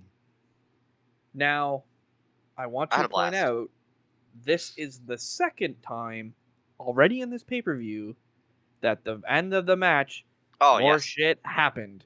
And this becomes a fucking trend for almost the entire show, other than the one time it probably was needed. Yeah. We'll keep her going, but I enjoyed this match. I thought this was like, I was like, sweet. I didn't really like the X Division match to start off. I thought this was a good match for me. And I babyface Jeff Jarrett is great. Jeff's like, okay, we got to start getting new guys over. So let me put over Robert Roode. Let me get my heat back. But Robert Roode will beat me. And you kind of see that as well as like later on in the show too. We cut backstage to, honestly, I don't think it gets enough talk. I mean, Main Event Mafia and all that jazz. The Christian Coalition does not get enough talk about how fucking good of a group this is. Christian just being fucking the greatest he's ever been. Scott Steiner can't understand a word he's saying. My God, is Prince AJ. Again, I feel like people think AJ didn't get good or have character until the Fed, and that's just bullshit. You have to watch this era to watch. Like, this dude is so fucking funny. Well, when he's trying to call out Samoa Joe. So Christian's cutting a promo basically about his triple threat match later tonight to finish title, and Scott Steiner. This is an early celebration for his victory. This is what this is. Like, Scott's like, all right, but no, fuck all that. Is your guy here? Is Tonko here? Because he's not. I'm gonna fucking beat his ass. And Christian's if you rewind real quick on that, Christian says my boy Scott and Tomko are going to win the tag titles tonight. And then Christian starts talking about something else. And it's a good 20 seconds before Scott goes, hey, how do I trust your guy? Yeah. Are you on a fucking delay? What the hell is going on here? No, I only just that's just Scott Steiner. And then, like I said, Scott even goes, yeah, we're going to win this. Like, you see him nodding. And then he's like, I think it's because, CJ, it's Scott Steiner. Still, though. He works different than us. Like, I have a baby girl, and I'm told that, it takes, 10 seconds for babies to kind of comprehend what you're doing. So if you're, waving to a baby, if you give them a little bit, they'll finally wave type of thing. It's like, is Scott the same? Is Scott doing that? Is that the idea here? It is all big baby. Big baby. Scotty's telling him, "Send him a telegram. Send him a carrier pigeon. He's a big idiot." And then AJ Butsy's like, "Oh, speaking of idiots, Samoa Joe." Yeah. Good segue. It was a good segue for sure. And then as AJ's cutting, Scotty and Christian are kind of bickering in the background. It's just always something going on. It's very funny. Christian says he's going to go take care of it, and he leaves, and AJ kind of runs after him, but there's really no ever follow-up to that. Well, we don't know Christian what AJ ran after him for. Christian doesn't win, right? So the party ends. I guess, yeah. But very funny backstage segment. Time for what I thought was easily the worst thing on this fucking show. Are you? No, it's not. What would be worse? Kip James is not up next. Okay, but I feel like served a purpose because it was to end the story of an honest to God feud that was going nowhere. You just want to shit on my guy. Yeah, because this match deserves to be shit on. So this match wasn't great. God damn it! Christopher Daniels comes out. Okay. I need to know what's... Okay, I don't remember everything that's going on in 07, but I definitely don't remember why is Christopher Daniels Sting. I don't either. I don't either. I know he works him at some point, though. It must be coming up. Because I think this is also the same, like I said, with Robert Roode, where they're like, okay, we got to start pushing some of the newer talent. Yes. So let's get them with big feuds, get Robert with Jeff, get Daniels going on with Sting. They always say Samoa Joe and AJ Styles is the future, and I think they say that until they fucking leave. I don't think they're ever the present in TNA, ever. They are always the future, and then they're gone. Yep. But Daniels is here to fight my boy, Terry. The War Machine. No. He already had the feud with Christian, Adam. He is Terry until the end of time. There is no more War Machine. There is no fucking Rhino. This is Terry, brother. And I know it's Terry because he's out here working with Christopher Daniels, bro. Is Rhino your boy, legit? I love Rhino. So Rhino just wrestled on February 28th at a hockey game against my wrestling trainer. Oh, no. Legit. Kidding. In my hometown. For wrestling themed night. Wrestling theme night at the hockey game. At the hockey game, and Chris Masters came too. Chris I didn't go. I was traveling. From Big Time Rush? Yeah. He wrestled as well. Rhino's my boy for life, and I hate having to watch this era This because man, he was making fun of me. Because it's like, bro, he tries to go for a fucking dive. He does a legit plancha to Daniels and hits absolute nothing. And then he's over. But he's doing belly to belly. Working the arm, doing arm wrenches. Fucking Daniels hits the fucking jumping divorce court. Like, and it's just like, it's nothing interesting. They don't do anything interesting. Well, there's no story. Rhino hits a fucking power slam at one point, then hits a spine buster. Daniels locks in the Koji clutch at one point, turns that into an arm bar. Like, the whole thing is just him working over the arm of Rhino. Shoulder. Today's like, oh my God, Don. He's working the shoulder he leads with for the gore. I can't believe he was. No. He's like, no one's ever done this. This was a revelation to Don West on this show. Why would you work the fucking shoulder?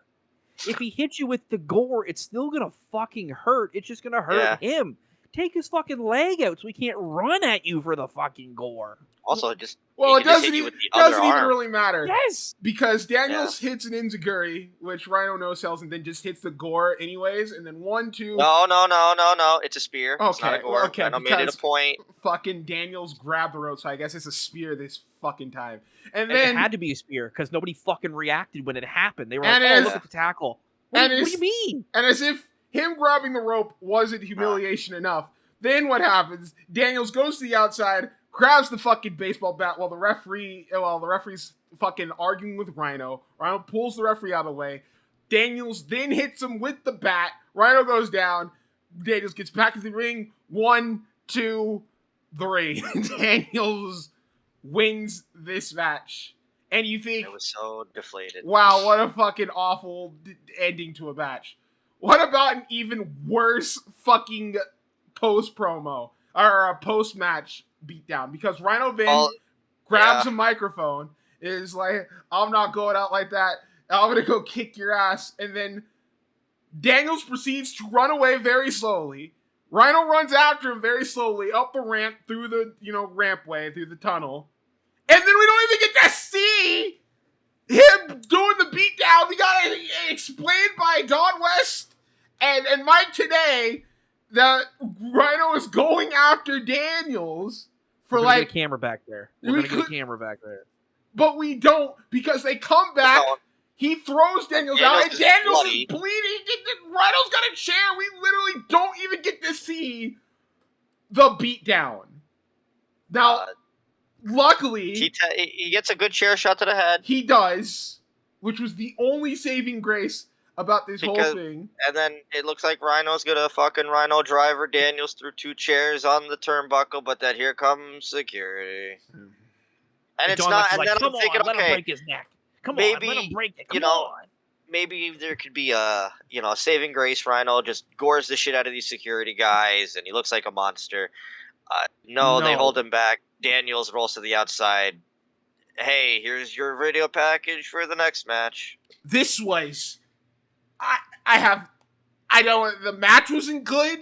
The post-match wasn't good. Was this a heated rivalry on TV? I don't remember it being. Why did Rhino try to fucking kill Daniels on pay-per-view? None of this made any sense to me, and none of my questions got answered after the show was over. Why did they make Daniels bleed when we have a Texas death match coming up in a couple of minutes? Thanks, Vince. Fuck. Christ, bro. Change your mind, Adam. You don't like the match now. I want to talk. Well, Adam, you're very in luck because I would like to point out though, if you were wondering where, by chance both of these men ended up at Slammiversary. Well, Sting would fight Daniels, where Sting would beat him in 6 minutes and 33 seconds, and Rhino would team up with Low Key to beat LAX in the opener. So it meant nothing. This was really, I don't even know. Like the whole match was for Christopher Daniels to wear the Sting mask to the ring. That was the whole reason for the match. So then why the post match? Yeah, I don't know. So confused. So that's 3 out of 3 for post matches. Speaking of confusing, so we've covered the origins of this story before, actually, and well, it's time for essentially the end of it. Christy Hemme is standing up for women, and Billy Gunn says, "Fuck women, get in the kitchen," and somehow he's the baby. Yes! Yeah! Hell yeah! Sometimes Spill your food on her. Sometimes to get up, you gotta go down. Yeah! Misogyny! Suck his dick. Suck his dick. You did Playboy, you bitch. Yeah. And so Christy has been trying to find new teams to calls stop them her boys. her boys, VKM, and the Heartbreakers, who we just mentioned, were one of the teams. Fucking Serotonin, I guess. Right. And I think there was another one, but I can't remember who it was. And then Only an eventually, idiot would defend a woman. I mean, come on, Adam. I can't believe it, but they somehow made it seem like getting the Bashams as her last resort wasn't scraping the bottom of the barrel with the team she picked during this feud. I mean, in terms of the other teams, these were former tag team champions who have defended and won matches at WrestleMania. I mean, the Heartbreakers didn't do that. Serotonin fucking definitely didn't do that. When did the Bashams? They won WrestleMania 2000. Not 2000. WrestleMania 20. They won the 4-way. They retained. I think they're right. in that. Wait. Yeah. Right? No. Are they not tag champions in that? I don't think that's true. Hold on. Because I know Booker and Rob retain. No, they lose to Too Cool, who was Rikishi and Sky Oh, Duhani. okay. Yeah, so he's lying. Just lying to lie on this show. Hold on. They were at WrestleMania. Sure. But yeah, so Christy's found her new boys in not the Basham brothers, just Basham and Damaja. Do you get it? Damaja? Yeah. No, I've never understood it. So, bash him. I'm gonna bash him. Yeah. Damage ya. I'm going to damage you. Bash him and damage ya. I get that, but he was Damaja before the Bashams in OVW his whole career. I didn't understand the name. They come out and Basham looks like Basham, and then Damaja's coming out. I'm like, this is a fucking stupid name. Damaja. Damaja? What the fuck is Damaja? And I'm like, Damaja dick. And I'm like, Damaja. And I got it. Like right in that moment. But Kip James cut a promo before this match. And oh my God, you can misogynize women, but Jesus Christ, don't jump my boy. You're damn Don't right. No, please.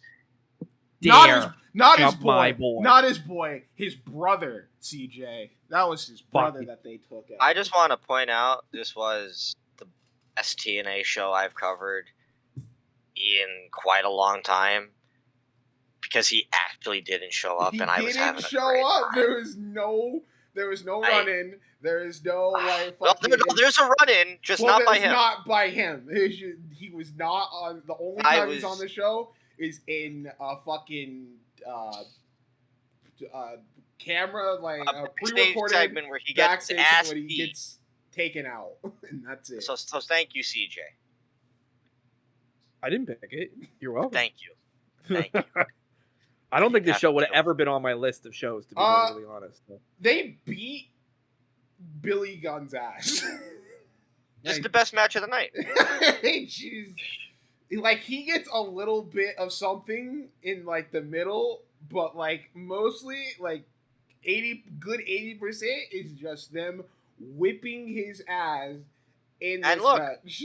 And I could be crazy. I mean, you made it sound like I was crazy, but, like, why not sign them? Why? They wouldn't have brought anything to the show. That's literally what I said last time. But I was saying there would have at least been a good hand for tag teams that you're trying to build upon. They were good. They were good wrestlers. They were fine. They wouldn't even wear matching gear. Yeah, I don't understand what's going on with the Bret Hart and the fucking shorts. The gear is very because now they're just literally dressed as their OVW gimmicks now. Damage. But I don't know. They would have been I think they would have been a fine hand. Like, hey, we're building upon this new. Like, the machine guns. Put the machine guns. Get some wins. You know. I don't know. I'm just saying. You know, maybe if we had had a tag team for the division, better than VKM. If we had an explosion at this time, then like maybe. But I don't. They did have explosion. You know, nobody was watching it. Yeah, well, nobody ever watched explosion ever in the history of ever. I will watch for one reason. TNA Explosion. I said I do what I die, Also, because that's why this match gets 5 stars for me. Well, they fucking take out Billy once again after they were like Billy tries to fight back, but they hit him with a reverse atomic drop into leg lariat by hell yeah, radio silence, baby. And then to make the save, it's Lance Hoyt in his torn up big ass jeans to make the save for Billy Gunn here. Which is funny because this is leading up to the actual ending of this feud. Because the Damage and Basham, obviously, they don't get signed, and Lance will eventually lead to Christie, and then you get the Rock and Rave. Basham and Damage do work VKM on the next pay-per-view and lose, and then that's it. That's it. Yeah. And then Damage maybe does 2 more matches. I was looking it up. I'm like, where the fuck? And I was like, oh, remember he had that like emo gimmick for like a minute and all that, but he's done next year. That's pretty much. And Doug Basham, still wrestling, still involved in OVW to this day. The Leather Daddy. It's his nickname. Damage. But, again, like I said, 5 out of 5 for me. No fucking Road Dogg. Fuck out of my company. Christy Hemme looked great. That's it. That's all I need. This was Adam's favorite match. Well, my favorite fucking match. Second favorite match after. Okay. Favorite match for the bit. Right. But my all-time favorite TNA match of all time is the next match we're going to talk about, which I had never seen before. I had never seen this. He hyped it up. I hadn't seen it either. As his favorite. Oh, match. Really? He had before we watched it. He had hyped this up as his favorite TNA match of all time. I was like, all time. That's. I mean, right? I would say, absolutely. After watching it, yeah, no fucking kidding. How could you not? I've always said that this is the match that walked so that Bobby and Robert at Bound for Glory could run, because that is the spiritual successor in my mind to this match. Which makes sense. It's the two, arguably best tag teams in TNA history, and James Storm front and center at the both of them. But it's time for the implosion of AMW. 5 months ago, James Storm turned on Chris Harris and blasted him in the face with a beer bottle. And for the past 5 months, a one-eyed mercenary of his own vengeance in Chris Harris has been looking to get back at James Storm. And he's been dodging, and there was a match at Lockdown, but we won't have to talk about it. Forget it happened. Didn't happen. Shush. This is now time for the final blow-off. And last week, when we were talking with Jay about IWA, there was a stipulation on that show that I was very against. I've never cared for the Texas deathmatch rule of pin and then a 10 count. This is the only match that I've ever thought does it right. Because there's no dilly-dallying. It's not wait and let it pan out. The referee is fast counting because he understands the severity of the life at stake here for these men. And when I talk about blood, Muda scale level here. Holy all time. shit! James Storm, you fucking madman! What the actual hell is wrong with you? By the end of this, he is literally lying face down in a pool. A literal mini pool of his own blood. And he's trying to breathe through his nose, and you can see his blood bubbling up through his nose, coming out of his nostril. So They've always been like Chris got blood first, and I'm like, damn, Chris Harris has always been a good bleeder. Like anytime you see him blading, good bleeder. And then James Storm, and I'm like, you know what? They've both been good bleeders, and James got worse and worse. And it literally Crimson Mask. That was James Storm. Like there's perfect Crimson Mask. Like there's so many. It starts off like pretty. Like I say, he's bleeding pretty good, and then it just keeps fucking going. It's like, good God, and then your face is covered in like, how are you able to see anything at this point in time? Going back to a few weeks ago, CJ, when we were talking about AWA, a match like this, I feel like there are little things that are not done nowadays in hardcore matches. I love the fact that they use the underneath of the table more than just, hey, put somebody through a table. No, tables are a weapon still at the end of the day. Very creative way of using the table as a weapon besides how it's usually, you just slam through it. Like, there are other parts of the table that hurt just as bad, if not worse. And it was proven because he does a slingshot into the metal legs of the table, and James is just fucked from then on out. He's completely fucked. Yep. Yeah. James Storm goes through a table, courtesy of Harris through a diving spear, but Harris almost literally kills himself by getting caught up in the ropes. We gotta talk about the start of the match where fucking Chris Harris does a fucking dive. From the ring. To the crowd. He does over the barricade. Literal insane springboard plancha over the top rope to the outside on top of fucking James Storm.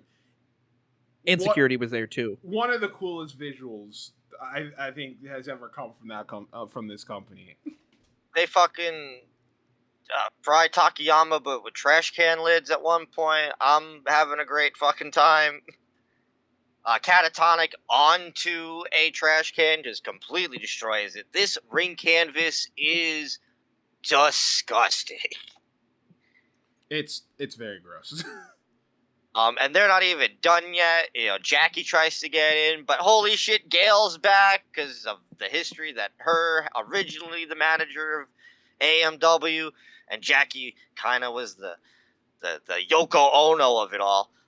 So Gail comes in to take her out of the equation. So now there's no one to get involved because Jackie was getting involved to help out Storm. Now it's just the two by themselves. Fucking James is a disgusting mess. They both have beer bottles. Who's going to get the fucking shot last? It ends up being Harris. Down goes Storm. Oh my goodness, the visual of him like yelling with the broken shards of glass, like beer glass, while Crimson has while the fucking beer is swelling down. It's so fucking dope. And Storm is about to get it, but he just gives up and his body falls. Yeah, and I do would a fucking visual of his face, and it's there's no visual of his face that's not like he of his makes own the blood. imprint of his face in blood on the canvas. It's the sickest thing in the world. And Harris looks at his hands because he realizes, I fucking did it. I love it. It's my favorite TNA match of all time. That was phenomenal. I watch this match at least once a year. I mean, if you're gonna take anything from this show, just take this match. Yeah, absolutely. Like This I match remember is A when- plus. This match alone is A plus. When this got picked for you, or just in general, I was excited because I knew what the show was. Just like I'd never seen this show in full, but I knew this match was on the show, so I was very excited for that. And then the rest of the show was, it turned out to be what it is. But it's my favorite TNA match of all time. It's everything that I want. It's blood. It's story. It's violence to the umpth degree. It's wrestling at its purest form. When you told me about it and you told me where it ranked, I was very skeptical going in, and you knew that. I gave you a lot of shit beforehand. Yeah. Well, because sometimes it's. Oh my It's god, you hard just to- lived through fucking Chris Daniels and Rhino, Bastion. What are you talking about? Well, for Zahaya, and you know CJ. For sometimes it's hard to tell if I'm being facetious. Is it a gimmick or am I just I do love the boogeyman at the end of the day. But yeah, no. After But no, seeing there was it, no fucking gimmicks on this. I think I definitely I could definitely add this to top 10, maybe top 5 TNA matches I've ever watched. It's amazing. This, Bobby and James, and Abyss and AJ in the cage. Top 3 favorite TNA matches of all time. The only thing, because I was a little confused with the Texas Deathmatch dip of pin 'em and then 10 count, and I was like, It's an old school thing. I'm like, is this still? And I was like, nope, that's the rule. The match is still phenomenal, and I don't think that it takes away, but I don't think that stip in this situation added to the match. I think more so the name of the match is what you were like, oh fuck, they gotta kill each other. Could you imagine if this was just simply a last man standing match without the pinfall? I think it makes it a little more, I'd say, better than having to have to pin them and then get the 10 count. I think to their credit now, because AEW used to follow that rule when they started doing Texas death matches, but now it's to your point where it's like the name Texas death match is what draws people, so we don't necessarily have to follow these specific you're gonna get what you get out of a AEW Texas death match, which I think is my preferable way to do a Texas death match in wrestling. It's like when someone says Hell in a Cell before it got bastardized and became a pay-per-view. I know we haven't seen one in a bit other than Punk and Drew McIntyre, which is good. But when you used to hear Hell in a Cell, it wasn't like, oh my god, the fucking 20 pounds of steel and all. It was just like, guys are going to fucking die and fall off of crazy shit. Like, it's just that visual. And so, the same with Texas Deathmatch. It's just these guys need to kill each other to win this match. Just the pinning, I don't know. I think you could take that out, and it would just make it a little more better. Imagine the double bottle spot. Let's say they both fucking hit each other with the bottle. It's great how they did it. But if they both hit and Chris gets up at 9 and James doesn't, everything else stays the same other than the pinfalls. I think it makes it a little more better in that case. But this match, fucking phenomenal. That was my one little nitpick. That's just a little nitpick on my end, but phenomenal job by both these guys. Damn shame of what happens in the aftermath. Well, Harris is done at this point, man. He has a couple of matches. He does the and reverse then battle royal. Walker. He loses to Judas Macias in his last match in TNA before he came back. Braden Walker. And James eventually he'll get there, but it is what it is. But if you want backstage. If you want a good update on them, they just won as of December tag team titles in Australia. I remember seeing that. It was a few weeks ago, wasn't it? It's this past December, according to Cage Match. AMW. Good. AMW won tag titles in Australia. I didn't know Harris was still wrestling. They cut to that promo, but they cut to that promo too quick. We needed to see Chris celebrating this feud is over. We spent how much time at the end of fucking Daniels and Rhino? We couldn't have just ended that and not do all that fucking bullshit. I don't even think the last thing we see is Harris. It's Storm's bloody face in a pool. I think that for a quick second, Chris is on his knees, like looking to the sky, like They thank show fuck. that. Like really quick, and then they were like, "Oh my god, we gotta go to the back," and I was like, "No!" Literally out loud, no. So again, doing research, and also in a weird way, another YouTuber had also posted a review of this. So more information. At this point, and especially because when we get to the AJ and Joe match, because that finish was not the original plan, they were starting to press for time. You want to know why? Because we fucking changed Chris Daniels backstage with Rhino with no cameras in the fucking back. So speaking of Daniels, you say we cut back too quick. We cut back too quick in the point that they don't even have the mic shit ready because Daniels says something. I have no idea what the fuck he said. I couldn't hear him. And then Sting kind of like looks like, all right, that was weird. Anyway, Kurt Angle. I'm like, the fuck.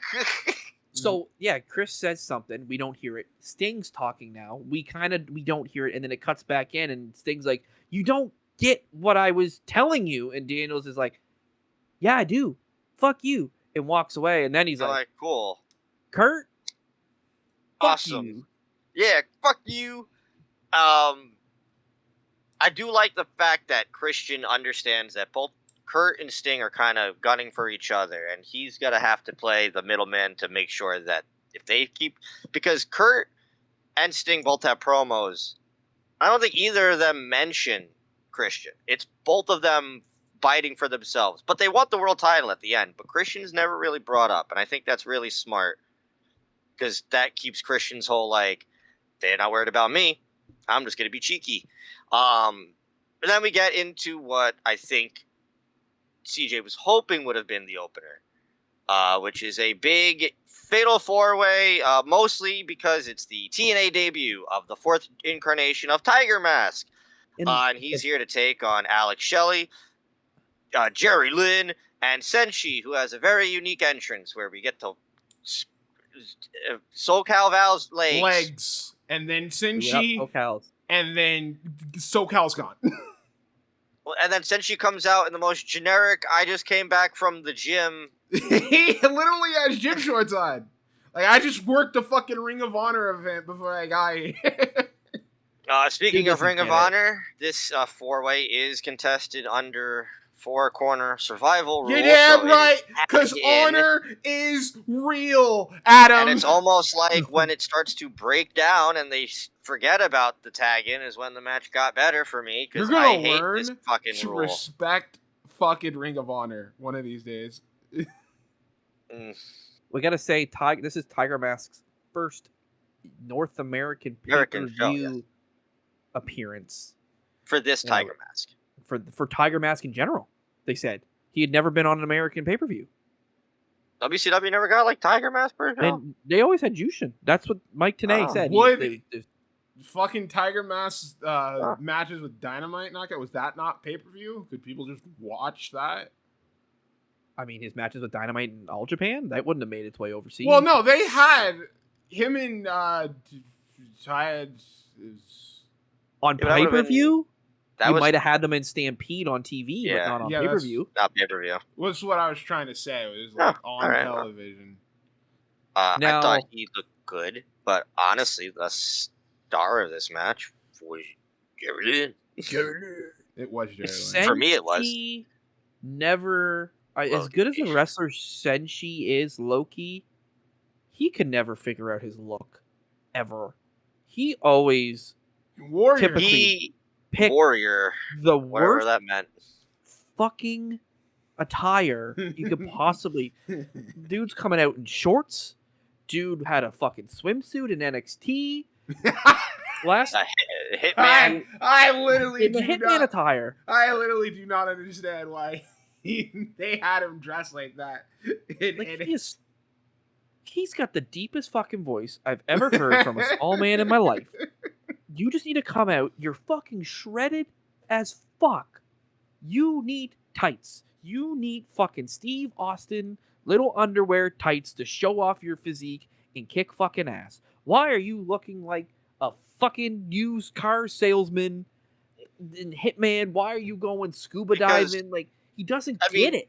How are you so dumb with your appearance? Like, you work out so you could show off the body and you're hiding it. Well, you know the lore of the Loki, right? You used the operative word there, CJ. Dumb. He's a very dumb man. I was gonna say, CJ, you know the lore of the Loki. The issue with Loki is my ring work is all I need, without realizing, no, it's not. Well, it kind He has it. He also has it. He also does have it. really wants to be Kenta, and he'll never be Kenta. He's fought Kenta. But he'll never be Kenta. He has everything to be a somewhat top guy. Like, you're not going to put the TNA World title on him, but you're going to get him in there with fucking Joe and AJ and Daniels. He has it. But it's the Austin Aries situation where he just gets in his own way. Yeah. He's so fucking stupid. Oh, maybe Alex Shelley. It's very fun. Oh, sorry. I just needed to. You're right. You're very. He's so dumb. He is. He's extremely dumb. Alex Tiger Shelley Mask looks cool does some too. Cool things. He does a Pele kick. Does like a butterfly suplex to Shelley from the top rope. It's pretty cool. Tiger Mask does some shit ass kicks and then a butterfly superplex from the top rope. I just said that. Garbage. They were bad, bro. Baby Shelley is always great. I mean, it's Shelley. Fucking. But him and Jerry Lynn is the story here at the end. Lynn hit a fucking triangle drop kick in 2007. Wait, was Jericho not back yet? I feel like he's not back yet. This is May. He's not back yet, I don't think. I guess I don't think he comes back till like 09. Oh, no, Jericho's back in 07. In 07? Who's the coach? Yeah, because he fights Orton. Who is the coach? He fights with my I thought that was 09. No. Up with my Chris Jericho lore. He does come back in 07. Okay. Shelley's gonna go for Frankensteiner, but then that gets reversed into a roll up by Jerry Lynn, which is really crisp, and he gets the victory over Shelley. And then Shelley, it's CJ's favorite time of the night. Get my heat back. Gotta do it. Why? Shelley does not like the old, because this is the formation of the Machine Guns, pretty much. The young guys hate the old guys. I mean, like, okay, Jerry Lynn. I get but like, we've done this. We've done this multiple times already. Why did the four-way? In the show, you mean? Like the four-way fucking. Well, we needed to get Tiger Mask on the show, but we also are trying to tell this story. So, four-way. I don't know. Here's Loki. So why couldn't have this started the show? No, you're right. You have a nothing match that was a fast-paced X Division match, which is what TNA was built on, starting shows. But you gave me the X Division title in a slower X Division match. Flip it. Flip these two. You're flip right. it and cut it. Cut the fucking end of this. Guess the reason is I will say. Of the post-match the post-match does become more batshit as it goes, because guns, okay, so yeah, like fucking Shelley Yeah. starts beating down on Jerry Lynn, and then Sabin comes in, and then they start double teaming, and they do a chest bump, which is one of the best parts. Yeah, that's awesome. And then fucking I couldn't believe it. I couldn't fucking believe it. Backlund Yeah, what the fuck? comes out of nowhere. Dude. Fucking makes the save for Jerry Lynn and takes out both Sabin and Shelley. It was at this point I was like, what a random assortment of people on this pay-per-view, from the Bashams, Tiger Mask, Bob Backlund.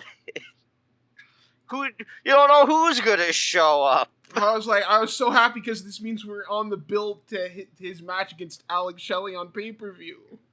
Mm-hmm. So Backlund has come to save Jerry Lynn because with fucking legs, one-arm leg sweeps that they had to fucking bump for.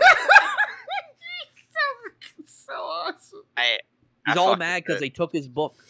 What are we talking about? TNA. You crossed the line, baby. We are wrestling. Now, like, can I say, Bob Backlund is like the one legend that I don't think anybody is ever excited to see when he shows up on TV. Nobody reminisces about Bob Backlund, all the old heads. Nobody's like, man, that fucking 5-year Bob Backlund run, let me tell you something. We watched AWA, and I brought up the Madison Square Garden show that Bob Backlund went up against fucking Russian. I don't remember. But Ivan the match Nikita Koloff. went 28 minutes, and we were all like, fuck, kill me. Fucking Bob Backlund for 28 minutes? I'll shoot myself in the head right now. Yeah. I'm not doing it. Like, Bruno comes back, we're all like, fuck yeah, Bruno! Hogan would show up. Usually people were excited until the end when he died, and they're like, you're fucking racist. But I feel like he's the only guy that people aren't like jumping out of their seat and like, Bob Backlund's here! Oh my god! He's the one. He's the one legend. He's the second longest WWF champion of all time, and nobody gives a fuck I about think it's Bob because crazy Bob Backlund kind of. I think people don't know that because this is the Bob Backlund they know. Also, when he came back in '93, you also think of the last gimmick that he did is probably not too well looked upon nowadays. He never ate marijuana. Well, You think that's what it is? Well, You think because he came back? I'm not trying to be facetious or anything, but like, do you think that's why? Like, I think the optics of it don't look very good on him. With the whole "let's make Darren Young great again" bullshit. Oh, I forgot about that gimmick. I wasn't even talking about that. I meant like when he came back in the '90s. Well, no, that was because I only see that because that was like, just crazy. That was his like last impression on like the newer. Was make Darren Young great again? Yeah. On the newer generation of wrestling fans was the whole big. And they were cutting that promo in separate rooms, and he's like, "Darren, you can do it. You're a fucking super duper black John Cena. I believe in you." Okay, we can do it. I don't know. Yeah, I don't know. I feel like if Bruno was doing the same thing, though, people would be excited. Like, Bruno tried to push his terrible ass son, and like nobody fucking goes, fuck, Bruno's here at all. I don't know, with that, Bob, I'm sure he's a hell of a worker. Like, I'm sure you can go find some like Japanese shit, and it's like, damn, Bob can work. And that was Vince Senior's thing with him. Like, he wanted actual like workers and shooters and stuff. And it was like Bob was like the guy. So I'm sure he's got like great matches, but we don't give a fuck. No. At all. I was just very entertained that it was Bob Backlund. Because why? Why the fuck? Where's his book?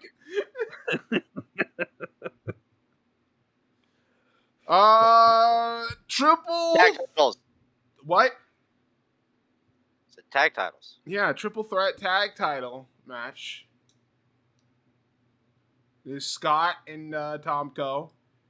Is LAX, and it was the Team 3D all competing. Oh my god. Team 3D has done it. They have held every single tag title that's ever been invented, ever. Oh my god. They finally lived their childhood dream of being NWA tag champions for 5 fucking minutes. And they've been feuding with LAX, and now there's a third component in Tomko and Scotty Steiner, which is really only here to set up the post-match. Tomko actually made it. I can't believe it. Oh my god. I'll be honest, I don't really remember what he said. I do. He said Lauren was like, Tomko, why are you... Oh, no, sorry, that's not Lauren. What's her name? That is Letitia. You Letitia. See, that was not Lauren or Crystal, the more known TNA backstage people. That is Letitia Klein, the very forgotten backstage. Letitia's like, Tomko, you're here.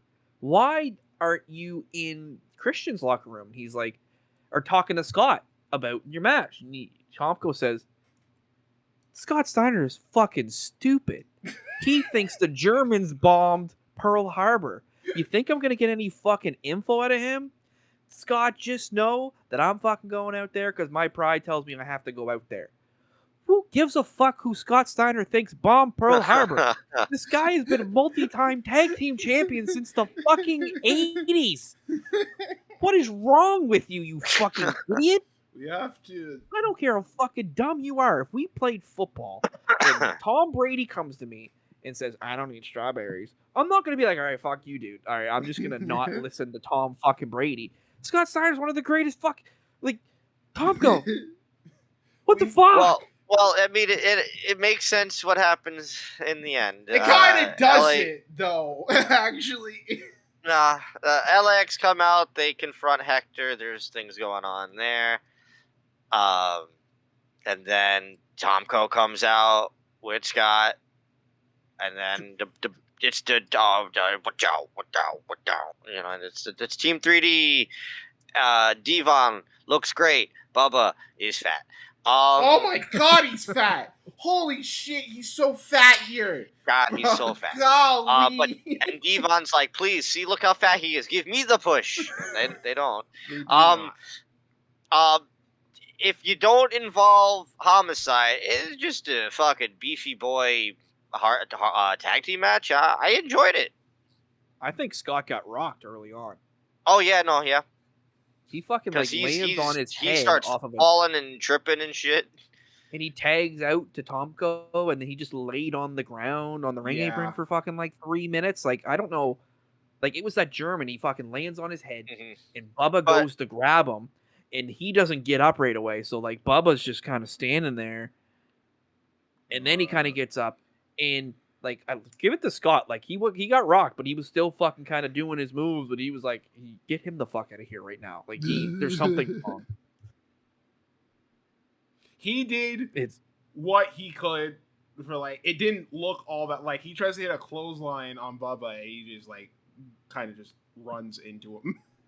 Kind of. I think they were both hitting that line, and they were supposed to kind of we're both the strong guy, so we're not gonna sell it. And Scott just stumbles back into the rope. Scott is rocked. My boy Hernandez though did his usual stuff, the fucking hot shit or whatever his fucking name is. What was it? Hot shot. Stuff. Hot stuff Hernandez. Hot stuff Hernandez, bro. When Team 3D and LAX are fighting, it's pretty fucking solid. I thought Tomko did the best he could to, take control because of Scotty. He took a tornado DDT, which is something he did. I've never seen from fucking Tomko before. Scotty gets back in very sporadic, but it is what it is. But, I thought everyone... Devon does a fucking roll-through hot tag to Bubba. I'm like, we're working tonight. Fucking Bubba does a hit toss, DDT from fucking to Tomko, and then fucking Homicide comes in, hits him with a clothesline for the top. Devon takes care of Homicide. Fucking belly to belly from hits him with the fucking Hernandez does a backbreaker of sorts to Steiner, which looked pretty fucking painful. It's the Capone cracker for all you DWA heads. Bubba takes care of Tomko. Bubba gonna go for what's that? Was up on Homicide. Devon fucking dives, man. It's not a very close one. He jumped for it. And then, Devon get the tables. But Hernandez says, fuck you, and just jumps over him crazy. Hell yeah, baby! Awesome. And then, Tomko and Steiner, Scotty and Tomko are getting in it, and so they're going to go for the Steiner Bulldog, the Doomsday Bulldog. But doesn't work out because why would Scotty ever go to the top? It was always the other way around. He was in the middle of the ring, and fucking Tom Cook, on the other side, is like, Scott, move closer! So Scott gets rolled up by Homicide, and they almost lose it, and then they start going at it, and then Bubba comes in for the roll-up, and Scotty kind of just looks at it, and he almost loses, but then he takes down Bubba, and then Tomko's getting back at it, and they're going to fight, and then, oh, hey, guess what? Hold the guy. I'm going to hit a move. Uh-oh, he hit the lariat. Team 3D get Tomko into the 3D, and they retain. Maybe he should have talked to Scott about the Germans Yeah. bombing Pearl Harbor and then talked about what they were going to do in the tag match, and it would have been a different And story. then CJ's favorite spot of the night. Oh! Get my heat back. Because Alright, Scotty and this Tom, one they start going at it. I think this one made even less sense than fucking the Daniels and Rhino, because they fucking start brawling. Tonko starts beating his ass, and then Rick Steiner comes out, chases out Tonko, and they start doing the fucking the taunt. And it's like, Because okay, building up one, glory. Was there always a plan to just turn on Tomko? Was you ever planning on winning this match? 2, did you even know that Rick was here? 3, was the plan always to get the Steiners and no. together? So, as we know, Bound for Glory, they would fight the Steiners. The original plan was for this to happen at Slammiversary. Scotty couldn't make it because he got knocked sense. So Rick and Road Warrior Animal will fight Team 3D at Slammiversary. But we do get the Steiners and Team 3D at Bound for Glory. Bound for Glory. Classic. Yeah, I think it was like staff. It just didn't, because he was It still was one of those type of things. in the coalition up until the point where Tomko turns on him for like a No, good this is pretty minute. much it, yeah. And then Rick Steiner comes back, and I guess, all right, well, he's with his brother again. Like, okay. That was Always pretty trust much your brother, even though it proved in WCW that you can't trust your brother sometimes because they had a big fucking long rivalry where nobody won anything. They just were like, we're just not going to win clean. But yeah. So all of this kind of falls apart because he gets hurt. Well, he gets the life-threatening situation. And, yep. Thanks. And like I said, LAX will lose to fucking Rhino and Loki at the It's next a solid tag title match. I didn't really have much of it other than like fucking Scott getting dumped on his head. I don't think really anybody performed badly here. I was good with it, yeah. Like Kurt, At one point, there I don't remember who it was, but somebody was working on Devon, and it was right before the hot tag to Bubba, and the team brought Devon to the side where Bubba was, where Bubba could clearly tag Devon, but it wasn't time for him to tag him, and they have to he has to pretend to hover his hand over his body. Yeah. And commentary's like, oh my god, he was so close to tagging him. It's like, no, he fucking could have tagged him right there. Why did you go to that fucking side? Go anywhere else. That's the issue with the 6 side. Sometimes, we cut to Kurt backstage. So this is where Sting hangs out, huh? He's just in a backstage, and he's like, turn these lights off. I don't need this. He turns the lights on. I don't need all this. I don't need all of this, lights and funny stuff, because I ain't a biatch. How did he? He does say you're biatch. A fucking clown. He calls him a biatch.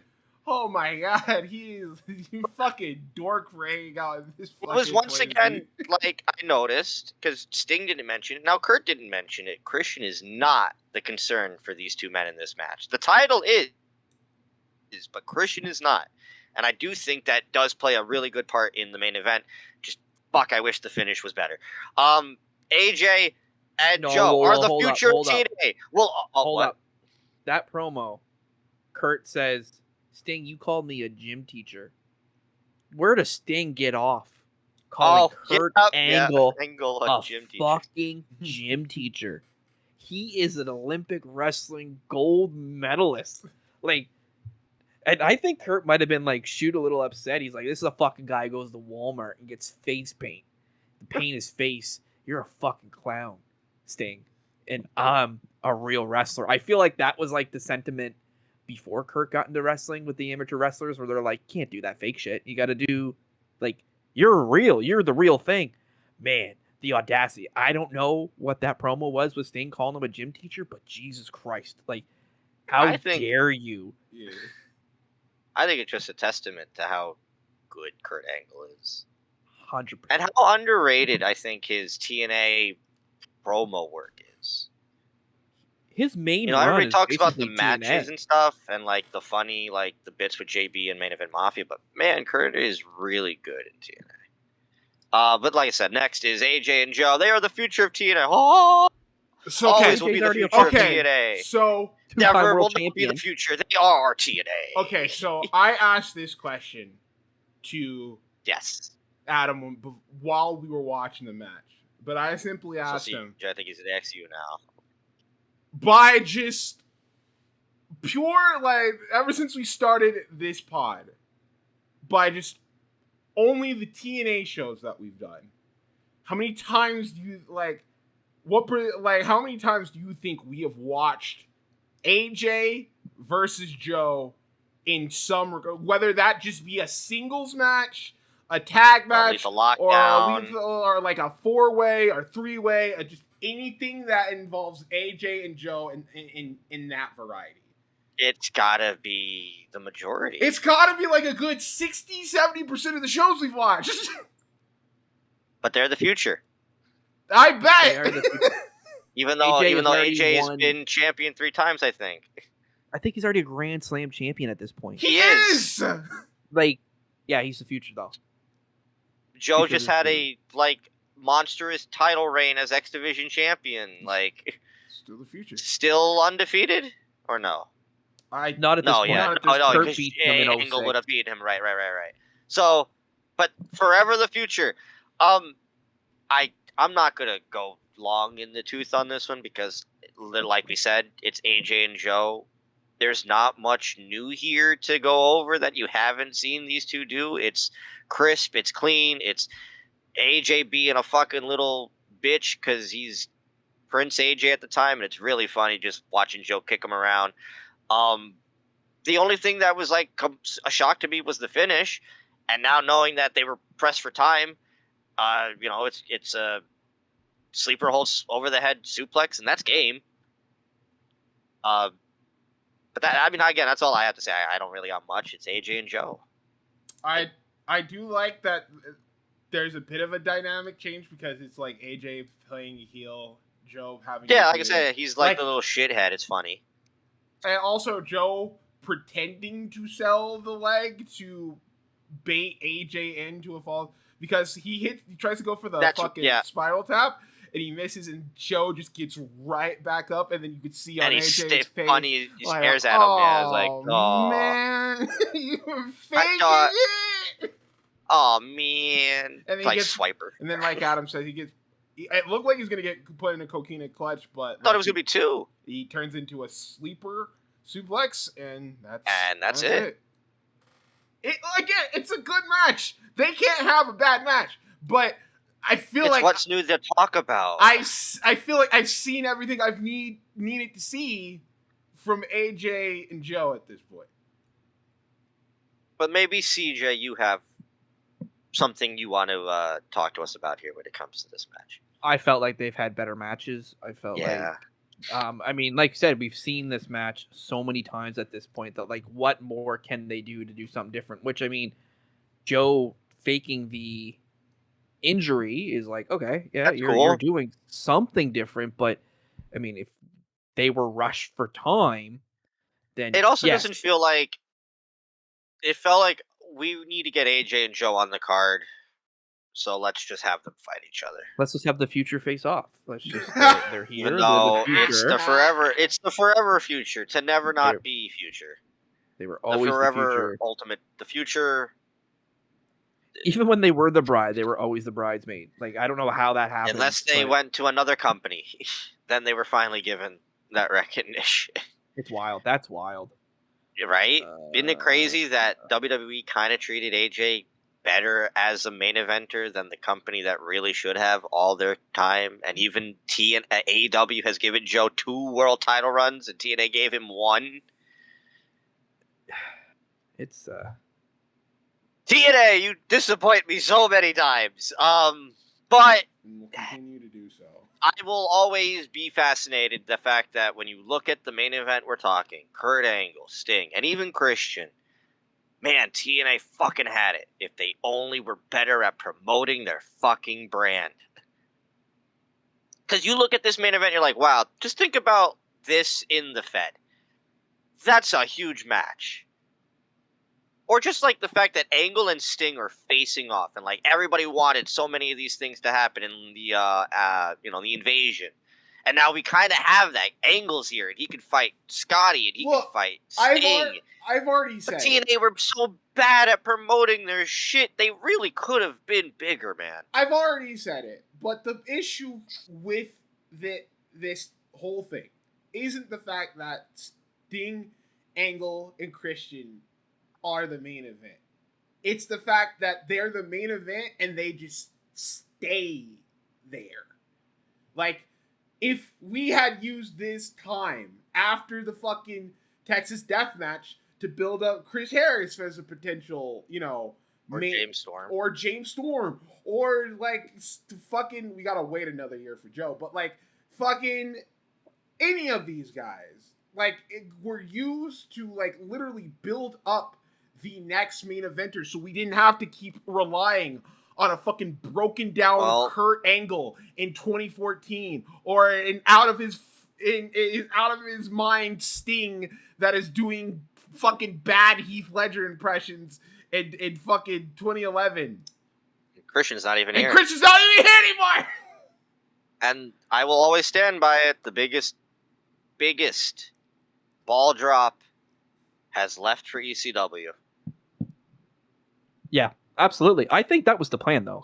To get these guys, you've got Robert Roode, you got Chris Angel working a big feud. Chris Angel.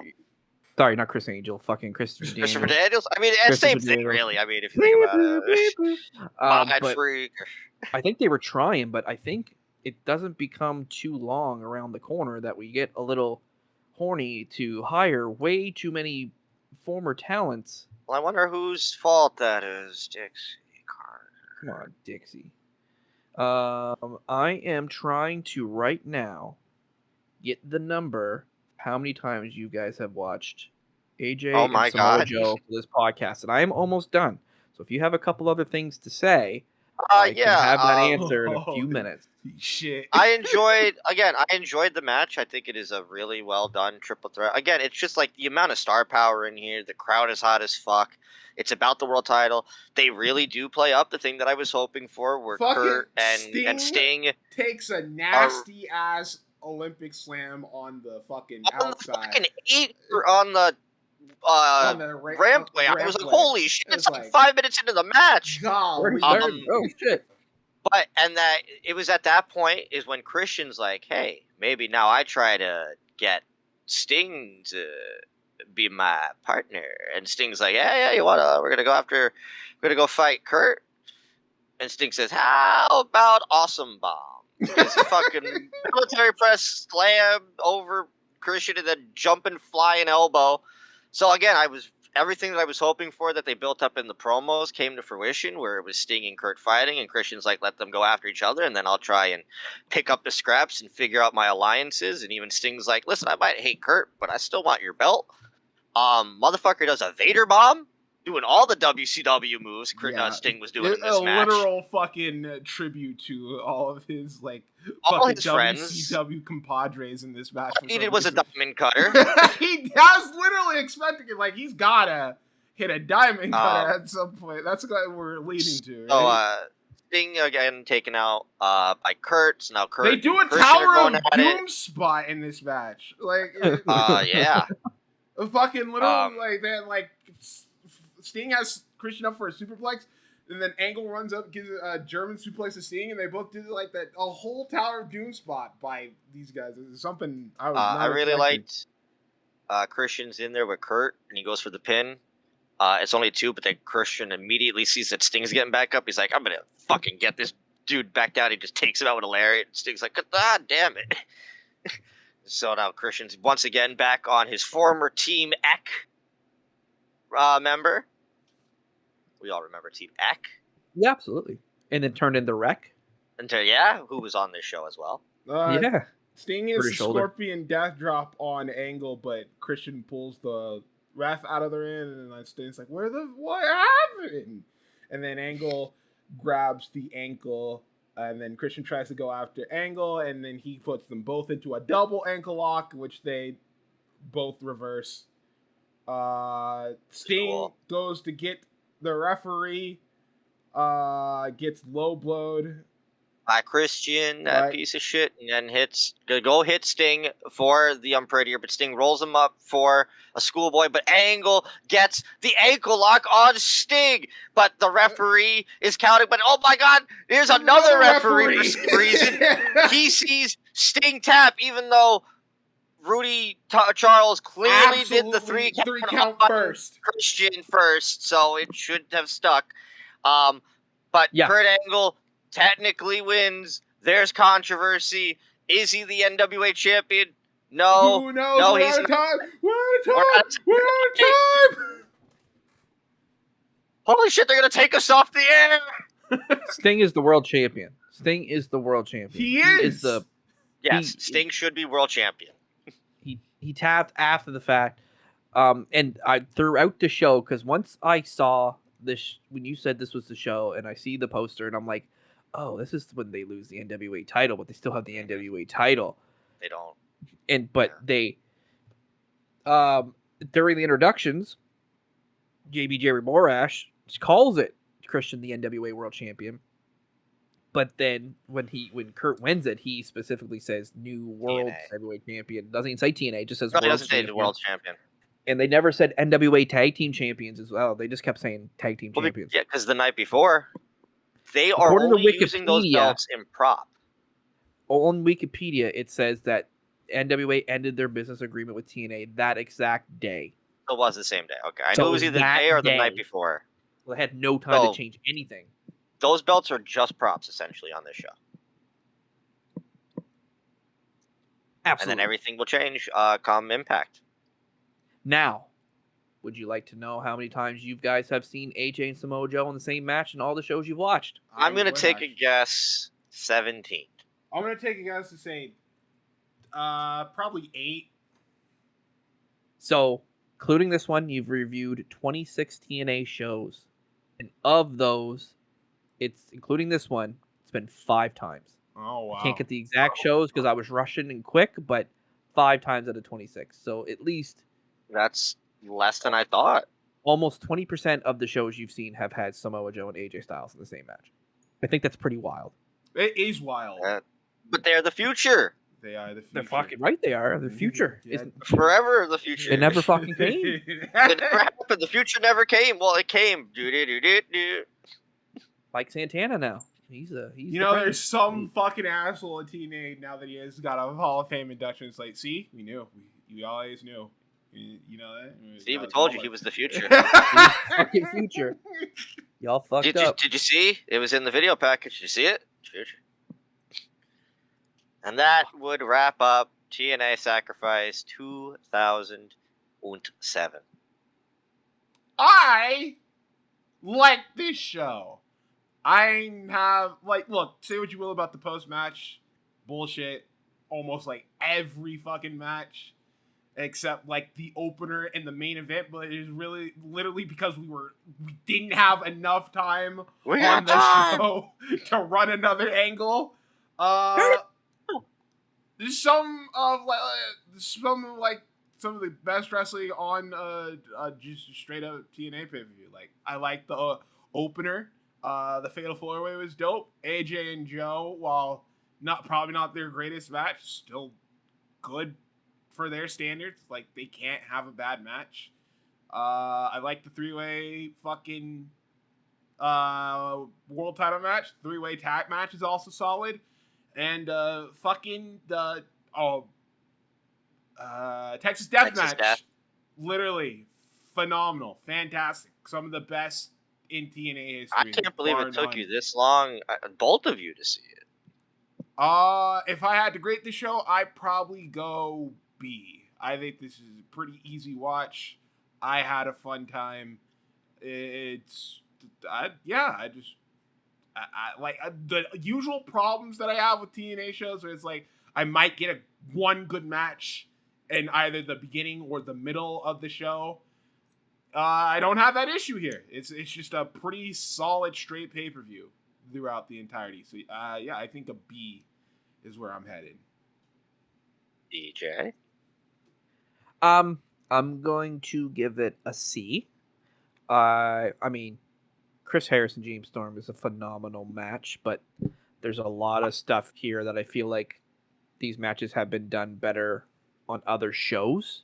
So you kind of have like an average type of show with a very fucking great match in between. I didn't like the opener. I did like Robert Roode and Jeff Jarrett. It was a little silly. I didn't like Daniels and Rhino. I thought the Basham in Damaja was just I don't give a fuck about picking on women and dumping your food on them and making them work in the kitchen and suck your dick. Like I just don't like I don't know, different time. I feel like in 07 I was kind of like, what? No, what are we doing? I mean, Jerry Lynn, the X Division 4 with corners match that should have started the show. I felt the tag match was like some cool stuff, but like, Samoa Joe and AJ, I've seen them work way better before in the past. It was really kind of average for me. And then if I felt the main event was rushed, and it clearly was rushed because they were running out of time, even though the pay-per-view was 2 hours and 48 minutes, according to the YouTube video I watched. I'm assuming there's probably commercials they cut out. For pay-per-view? Probably for like the next pay-per-view or whatever. They were terrible at advertising. I doubt they advertised their pay-per-view other than putting posters on the wall. Or maybe there was a pre-show. Maybe. There was a pre-show. Yeah. I thought I had the DVD. I wish I did because it says there was a pre-show. And, so maybe that's no part of it. Yeah. Anywhere. But no, I'm going to give it a C. I would probably not like it more if it wasn't for Chris Harris and James Storm. So I was going to go for a B, but Road Dogg wasn't here, so B+.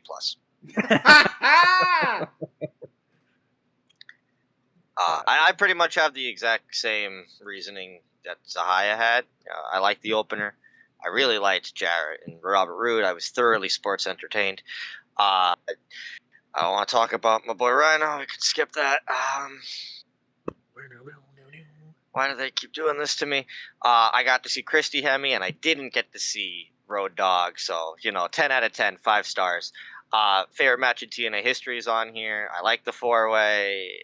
The tag title match was a fun little match there in the middle. AJ and Joe, I've seen better, but I'm not going to complain that I saw AJ and Joe. I like the 3-way. I hate the fucking finish. It's really stupid. It's very TNA, and I think it hurts my overall. I could have given this a better rating if that finish was just a not TNA finish. But that's that. I would, B+ mainly because fuck the Road Dogg. My life is saved. Thanks, Basham. So hell yeah. B+ C. I think that's probably an overall B rating for TNA Sacrifice. Yeah. Well, Zahai, are you ready to find out what's happening next week? Tell me. ECW with the Hit Kid. We are going to be going to Living Dangerously 1998. Matches that you're going to get to see on this show. Too Cold Scorpio, Rob Van Dam. Tommy Dreamer takes on Just Incredible. Sabu and the Sandman in a Dueling Canes match. The Dudleys, the Chair Swinging Freaks, and Spike Dudley and New Jack in a triple threat tag team match. Bam Bam and Taz for the television title, and a main event of Shane Douglas and Chris Candido of the Triple Threat taking on Lance Storm, Al Snow. What the fuck? Great. Now, according to Hit himself, this is actually one of the better ECW shows. So I'm interested on why he thinks that. Because I'm not too sure. I'm interested too because Cage Match has it as a 4.65. The expert on ECW. Oh. All right. Let's see. We'll be here living dangerously 1998 with Hit Kid. Be sure to tune in. You can do what you want. Right now, main event time. It's time for tier list. Adam, I'm going to give this tier list to you because my computer is acting like dog shit. Talk Surprise. shit. Going down South Park, got shitty internet. I wish it didn't look Exist? like that. Again, Zai's telling me that this is it. And I'm like, no, it's not. This is TNA. Look, it's The been new fate. okay thus far, but I do not trust me streaming on this thing right now. I think we almost lost you last time when I did the we AWA did show. near the end, and I was like, "Fucking, please don't." So- we were almost done. This is only up until a certain point. Until it rebrands itself, the company rebrands into Impact Wait, Wrestling. all right, wait. Okay, we're good. Wait, are we good? Okay, I was a little worried because Discord's got that like you're a teenager, go fuck yourself thing. But no, I can see the stream. I'm good. Is that finally kicked in? That was supposed to be March. Well, You we'll changed see if my it happens. shit. What? Oh my god, we're losing them. No. Already? Can't handle streams. I can't. How's he gonna? Oh fuck. You're just gonna have to tell. Yes, you can. You're just gonna have to tell me, and then I'll just have to go. All from there. right, that's fine. What were you complaining about? You changed my fucking shit. Oh, come on, we're doing a tier list. You know how this works. Yeah, fine, whatever. Of course, we have S, A, B, and C. No D this time around, I guess. And because as always, if you are awful, you are trash by elegance, Classic. and always will be. So these are all not in order. So we're just gonna pick, and we're gonna go with it. Are you two ready? Let's Yep. go. So Zaya, what are we basing this on? So just what you thought overall reigns. Some of these guys had pretty good reigns. Some of these guys had not great reigns. Some of these guys were only champion for like 2 days. So We have some choices. And we're gonna kick things off. Watch out for that plane. It's Sheikh Abdul Bashir. Trash. Trash. Literally. Wow, that was quick. The Well, would you any explanation And on why? I mean, literally- he was a dominant champion. He was, anti-X Division. Everything that you wanted from an X Division champion, he was not. He was not. and I think there's Anti- someone on here who does it way better. Yes. Who was in that same group too? anti in a like anti where it's not even like a gimmick. They just like It was here. anti-X Division. Also, I'm a terrorist. Yes, that's it. So trash by elegance is what I think. All right, we're gonna continue it on with the monster, the Abyss. What? Also trash. Yeah, Yes, 100%. Should This was never- during Day. Yes. Tell me and when he this happened. was. Hogan gave him the belt because the point was kill the X Division. So the monster has it. Then who's gonna stop the monster? Wow, I don't remember that at all. It's not great. That's crazy. All right, well, cool, guys.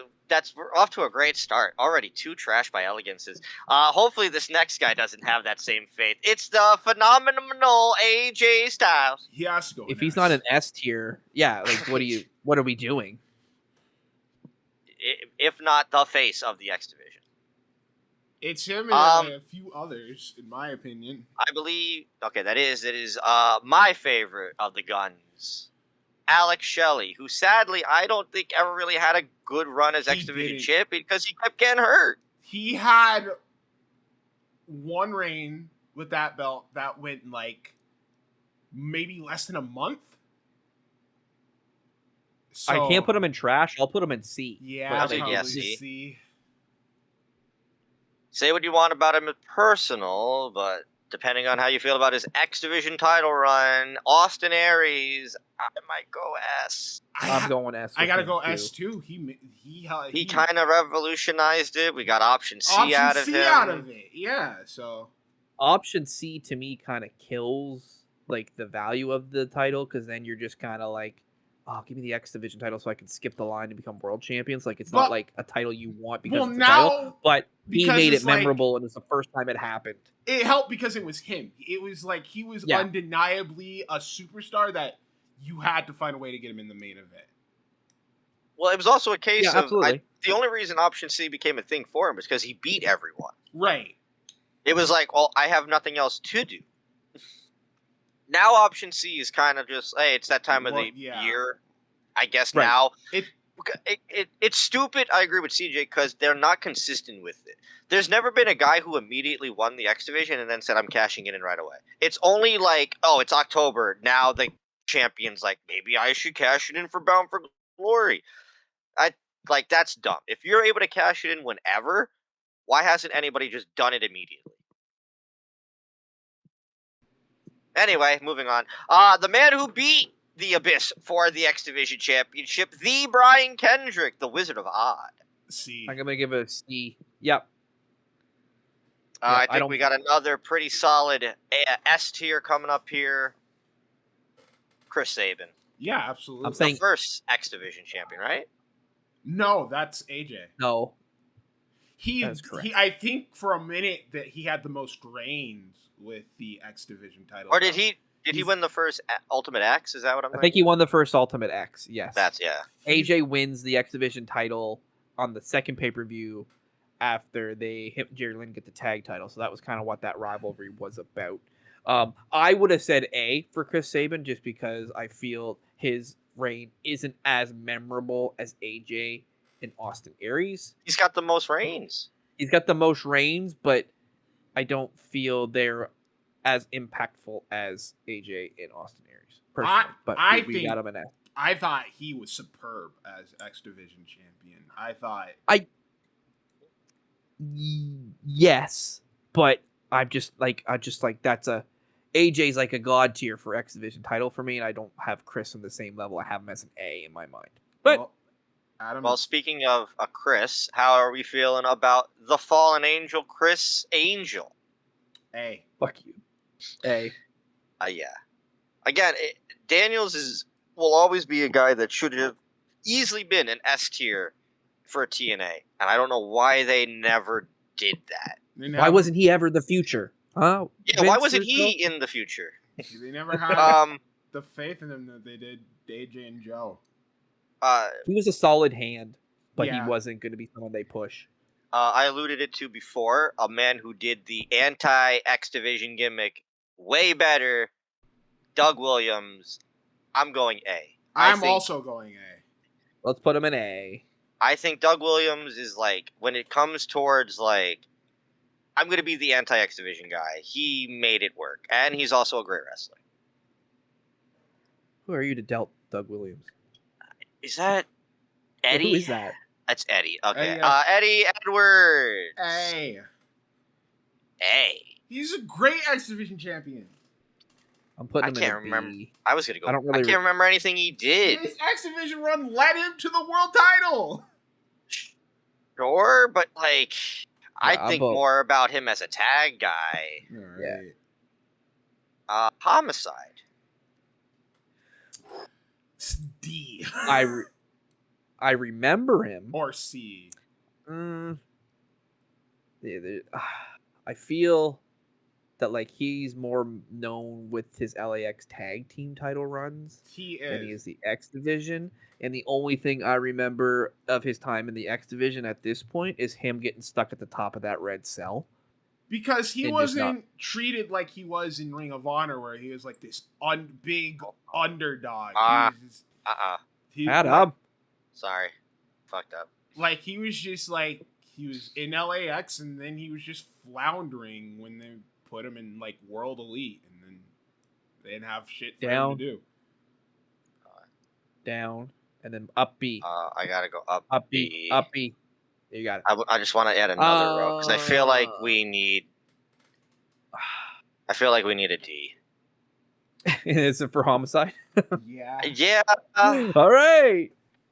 D for Homicide. But I also feel like there might be other Ds. Because, like... Okay. Give him a D. Jaya, what's your grade for him? Yeah, I'm going I gave him a D. Okay, cool. We're going D. The Black Machismo, Jay Lethal. I think he's a solid B. B as well. Yep, that's what I was thinking. Like, it's a good run, but not... Jerry Lynn's run isn't that great. Yeah. I would Jerry Lynn in the X Division is more important than him as X Division champion. Correct. Yeah. Yes. I'd go say C. Yeah. The not the anti-X Division, the traitor, I guess, of the X Division, Johnny Devine. He turned on them to join Team Trash. Yeah, I don't even remember this run. Frank the Kaz. C. That's fair. Yeah, I'll give him a C. Somebody is crying. Probably Miss Brooks. Consequences Creed. I think is a D. Yeah. Because he should have beat fucking Abdul Bashir earlier. He should have beat him at Bound for Glory. Yeah. I still think it's a stupid. And then by the time you won it, it was like, who cared? Yeah. And then he went to the Fed. Complete brain dead booking. Kid Cash. I think is trash. Really? I'd say D. I don't really remember it, but I don't like his second run when he came back and he kind of just fucking woofed it. I give him a D. All right. I wouldn't have gone any higher than that. I'll tell you that much. Kurt Angle. For what it was, probably a C. Yeah, that was just more so to pad Angle's stats than it was to be an X Division champion. To, I guess, connect it, because the person next to him is pretty much doing the exact same thing. How are we feeling about Bobby, though? Same deal, or is Bobby? I do the same thing, and I think it's a C. I think for what they were trying to do with Lashley, I think it because they made him look like a fucking beast with all the titles. They weren't trying to chase the X Division title. They were trying to chase, I want all the titles. Right. Yep. So there was no emphasis on, give me that X Division title, I need it, at all. How do we feel about Loki, Senshi? I think he's a D. Yeah, I don't think his run was I don't know anything he did as champion. I remember having some good matches. I put C. I remember he would come in, he'd win, and then he'd disappear. Yeah, typical Loki. He's fucking stupid as fuck. Dumb shit. I gotta go D. TJP / Manic. C.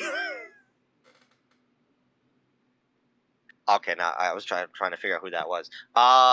The leader of the Bentley Bounce, Michael Shane. Trash. Damn. All right, guys. Jesus, he's at least a C. No. What are you doing? He's a D. He's a trash. Sorry, he's not a D. He's a Why do you do this for Michael Shane, bro? Hell yeah, just a Bentley. You're gonna put his reign on par with fucking Alex Shelley in a C? Are you fucked? Get him out of here, trash. All right, how do we feel about the Miracle Mike Bennett? He only won the title for a day. So, he had to go out trash. What is he doing now? He retired, I think. Did he? A lot of people think he retired because he posted something that seemed like it, and he hasn't. So, he was in Ring of Honor, wasn't he? Him and Taven got released. Yeah. Mike Bennett didn't, but he's not wrestling for AEW. It looks like he's doing backstage stuff now. Good. So, and because Mike Bennett, Taven is just off being Matt Taven. I'm the guy. I get whatever. Petey Williams. I think Petey Williams is Petey Williams is a very good reign. My brain says an A. I think B. Oh. You put him above Chris Sabin? Or sorry, you put Chris Sabin above Petey Williams' reign? Producer Josh, if you are there, if you want to help us out as a tiebreaker here. If not, my problem with Petey is that while I love him as an in-ring worker, like up until he just straight up copies Scott, I didn't get much personality-wise from him. He was Canadian. Yeah, I bet. But there was no personality in the X Division at that time, though. That's not true. Chris Sabin had a load of personality, and so did Shelley. God, he would wink at the camera. he's so influential for that X division. Multiple title wins, multiple important matches with I'm AJ not or saying Daniels, he wasn't. Ultimate X matches, Not shit saying with he wasn't Christopher really with Daniels. good. Not Daniels, Sabin. He's. My I heart can will not go. let you put him in a B. I'm A. I can go A, just to stop him from going in B, because I don't think he's a B. I mean, if you say S is the highest as B and I say A, he's an A. Yeah, That's the averaging out. like him and Daniels on the same. I can agree with that, but I don't think Pete Williams is a B. Robbie E is a D. Yeah, Yeah. that's what I was gonna say. I don't think he's trash. He was a fun gimmick. Just shouldn't have won that title. Who else did they have? Also, you know why they put it on him, because they were trying to capitalize on another Jersey Shore-esque character in another company. Get crazy, get loud, let's party. You want to fuck me, then fuck me crazy. I don't think those were the words. I feel like he started off right, and then it didn't end up at the end there. No job, Rob. It's D. Thinking C. He didn't put anyone over. And his matches weren't even all that great either. Because he was just there for a paycheck. I think he's a D. Okay. I think in a different era, could be a lot better. Rockstar Spud. Also, Yeah, to say D. I think the moment of him winning the belt yes, was like a feel good moment, but his reign isn't really remembered. It's just oh my god, the little guy did it. Samoan Joe. Oh, sorry. He also cashes his in for option C and he doesn't win. And he doesn't win, Yeah. yeah. Samoan Joseph is an S. You have to put him at He was S. undefeated. He made that title, in my opinion. The Great Sanada. C. C. What? What did he do with it? He Yeah, went I'm into just- I'm Japan. thinking. What did he do with He it? went into Japan as champion. At the worst Bound for He Glory was- of all time? Okay, motherfucker. A taped Bound for Glory? Hate you. Main evented by Tommy Dreamer and the Monster Abyss? Wrestle 1. That dude is a D. Yeah, I'm with you with there. At least he was a good wrestler and he had a few matches. But see my ass, you just have a fucking hard on. He had a really good match with Austin Aries. Oh yeah, well look where Aries is, okay?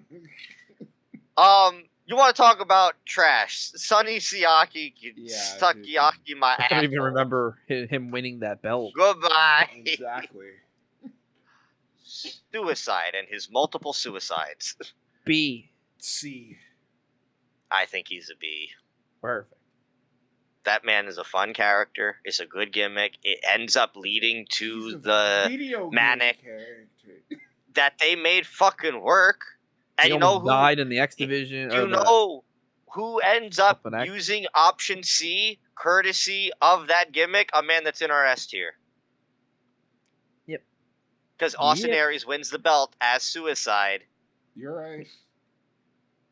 Also, again, I think it's a testament to the fact that it's a video game character and it's still to this day being used. I think he is synonymous with the X division. I love Suicide. That's a weird thing to say. Somebody clip that. I love it. X-Pac. Trash. Trash. Probably barely showed up, right? Shooting his dick with heroin, for Christ's sake. The Amazing Red, I think is a B. I don't think his run is really a good run. I think we love Amazing Red for what he did in TNA, not necessarily what he did with that belt, because he doesn't win it until Hogan, I don't think. Does he not win it ever in The Amazing Red? Does Yeah. Red never win it during the Asylum? He does. Sorry, he does. He does. I was gonna say I thought he does. That's why I was gonna I at don't least think- go B. But everybody always remembers the later. I later like Red. the Don West stuff. He only had it for 2 weeks, and I think I that's why go- totally forget. I go C. Wait, really? Yeah, Yeah. he won it Feels on. like he has it longer. No. He won it on weekly pay-per-view number 43, and then loses it to Saban on 45 in a three-way dance. Oh, all right, maybe I'll go see. Yeah, I'm fair with that. I'll go see. I'll go see. Tigre Uno. I thought he was a great X Division champion in a time where TNA was dog Desperate shit. I liked Tigre Uno. I thought he was cool. So did I. C. I'd say C because I'm not Yeah. putting him with Jay Lethal. or Suicide or Eddie Edwards. Right. I would put him C, but I think he's a very underrated run as X Division champion and his run in TNA. We're gonna come back because I do want to. I'm starting to notice something, and I feel like somebody needs to get moved up, but we'll come back to that. Trevor Lee.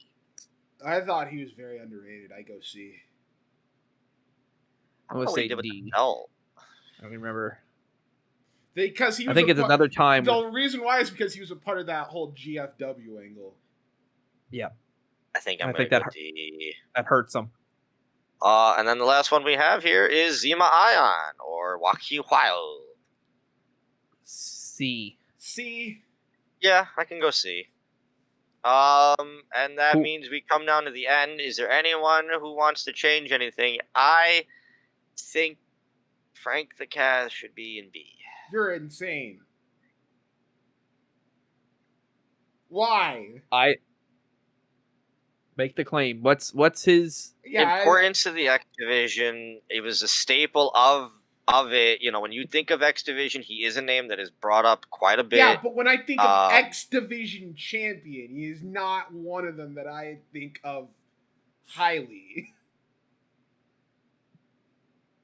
Everyone else, I think I'm good, but I was thinking, I think Kazarian could go up a notch. But I mean, again, if I'm outbeat here, it stays the way it goes. My only one is that I think Sabin should be in S, but I'm perfectly fine with him at A. I definitely want Sabin is an S. I want Sabin in A. When I think X Division, from my time paying attention to TNA as hard as I did, it's AJ, Samoa Joe, it's Petey Williams.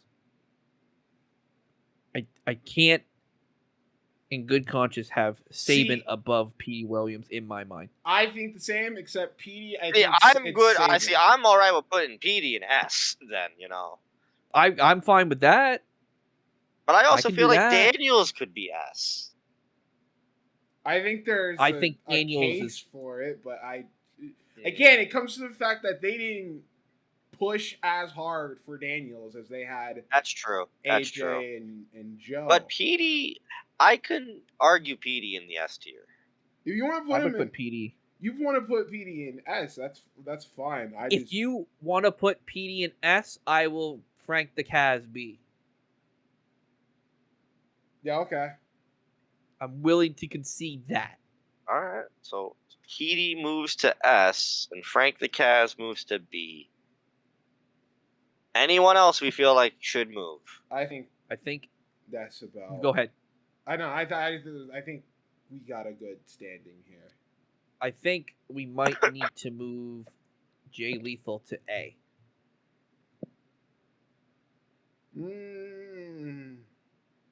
I think Jay is a better, well-known X Division champion than Frank the Kaz now. And I'm looking at A, and I'm going, I feel like Jay definitely has his run as X Division champion. Definitely on par with how I saw Chris Daniels as X Division champion. While well-known, my thing is that I don't think he ever did anything. He beat Kurt Angle. It's a big deal. He went where with it? He went on to defend it at Bound for Glory. Again. He'd win it again. Who did he fight at Bound for Glory? Was it Daniels? I think it was Daniels. My thing is that while well known, he doesn't really I can't recall too many great, matches or How many times did he hold the belt? Jay Lethal? Yeah. 3 times, I think. 3. Give me a second, oh yeah. Because I know he beats Angle, and then he wins the Steel Asylum. I think that gets him a title shot. He wins it 6 times. Six Holy times. Shit! What? I think there's an argument for A. If you make that argument, then Saban has to be S because he's won it 10. And that's kind of crazy that he's not an S. No, he is. Saban an S is an currently. S. He's Yeah, an Saban S. is an I'm not- S. My S is my So, god tier, and I don't see Saban as a god tier. Move J to A. Jay Lethal beats Chris Sabin for it at Slammiversary after 2 days, and then Joe beats him. Jay Lethal then beats Kurt Angle for it and holds it for 134 days, and then Johnny Devine beats him. Then he beats Johnny Devine after 20 days of his reign to have it at 65-day reign at Against All Odds. Then he loses to Petey Williams, where Petey holds it for 152 days. Jay then wins it on Impact for 17 days in 2010. Then wins it at a live event randomly in Rahway, New Jersey for 43 days. Loses it to Robbie E. Takes it back from Robbie E. after a month on Impact. And I think that's it. I think he then moves on to become Ring of Honor World Champion.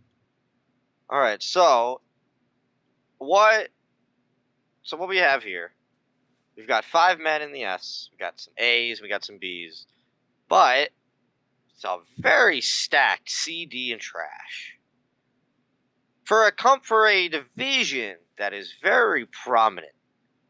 See, It didn't really make a lot of stars with this belt. Especially when you start to notice where the shift comes. Well, they didn't make a lot of that belt stars changes. in general.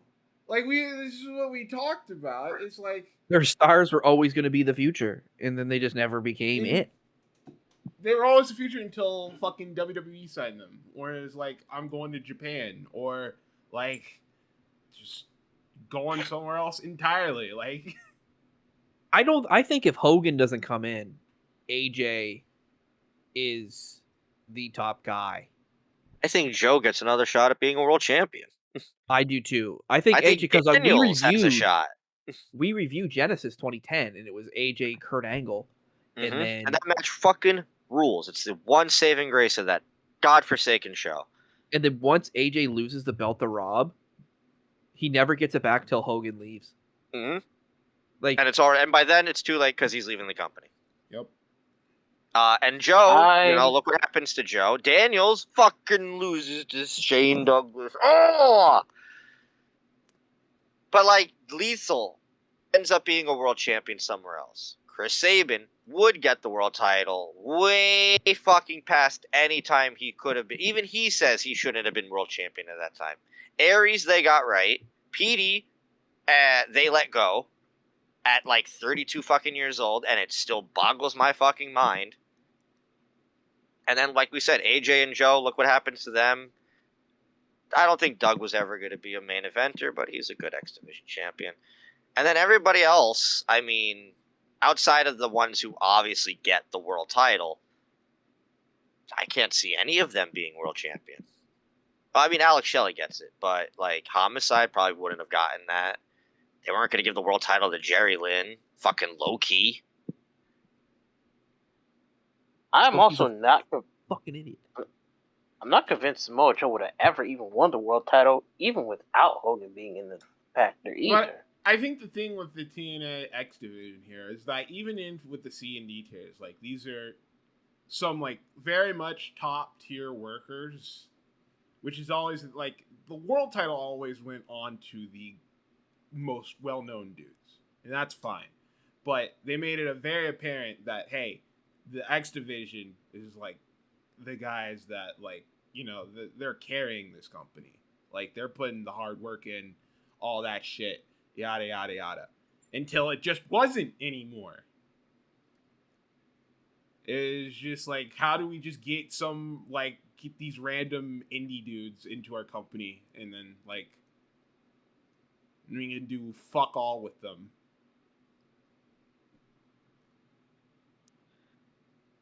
It just, they get so crazy around hiring everybody and then just putting them in the main event and just We still got solid hands, but they stay where they are. Which is insane now, because now they don't sign anybody. Yeah. They don't fucking sign anyone anymore. Because they'll get poached by AEW and WWE. Oh. Exactly. TNA will always be TNA. Well, And that's how we end it. that's how. What are you gonna say? That's This the company- way it is. This company's always been kind of what it is. It's the second tier banana. It's the bridesmaid, never the bride.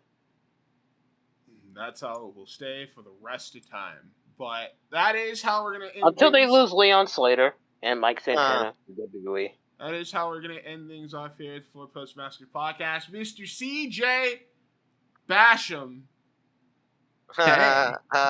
you please tell everyone where they can find you over the internet. I am on youtube.com/BizarroICCW. Slowly working through doing things. I'm a little sidetracked right now. AWA went up, and I'm kind of like, I got some stuff I want to do, but I'm not ready to commit to a season yet. So catch me there. I will be doing stuff periodically, and sooner rather than later, we'll start the new season out. That AW. I was like, wait a minute. I thought that was a good episode. The Gagne Wrestling Classic. Yeah, I completely forgot. Ouch. What? No, because we just did the AW that episode. Your podcast went up today, so I got confused. A lot of AWA It went up on the YouTube channel. on YouTube. So you mentioned AWA. I was like, oh, it was a good episode. That was a good episode. That was a decent show. It was a nice old school show. All right, that's where I'm at. Bizarro ICCW. Bing, bang, boom. All right, go ahead. Go follow him over at Please. Bizarre ICCW. Mean a lot to him. Go subscribe to the channel. But Damager, I don't even, how did you say it? Damagewana. Damagewana. Hey, he gets it. Come on Is there now. anything that you'd like to add to help close out tonight's show? As always, support independent pro wrestling. It is the backbone of our industry. Without them, there is no future. So go out of your way, find a local indie, give them some support. Maybe TNA will fucking sign them. I doubt it. No, they're going to Ring of Honor. But more importantly than anything, I don't always have something to say at the end, but I do today because it's a very, very happy day for me. I don't talk about the news a lot, but the Undertaker pulled up to some Good Brothers, not the ones that Sahaya are talking about. I've been waiting for this for fucking goddamn knows how long, but congratulations to Axe and Smash going into the goddamn Hall of Fame this year. It's Finally. literally about fucking time. Finally. Sahaya knows that, when I always talk about favorite tag teams, it always baffles that Demolition are in my top 5. It does.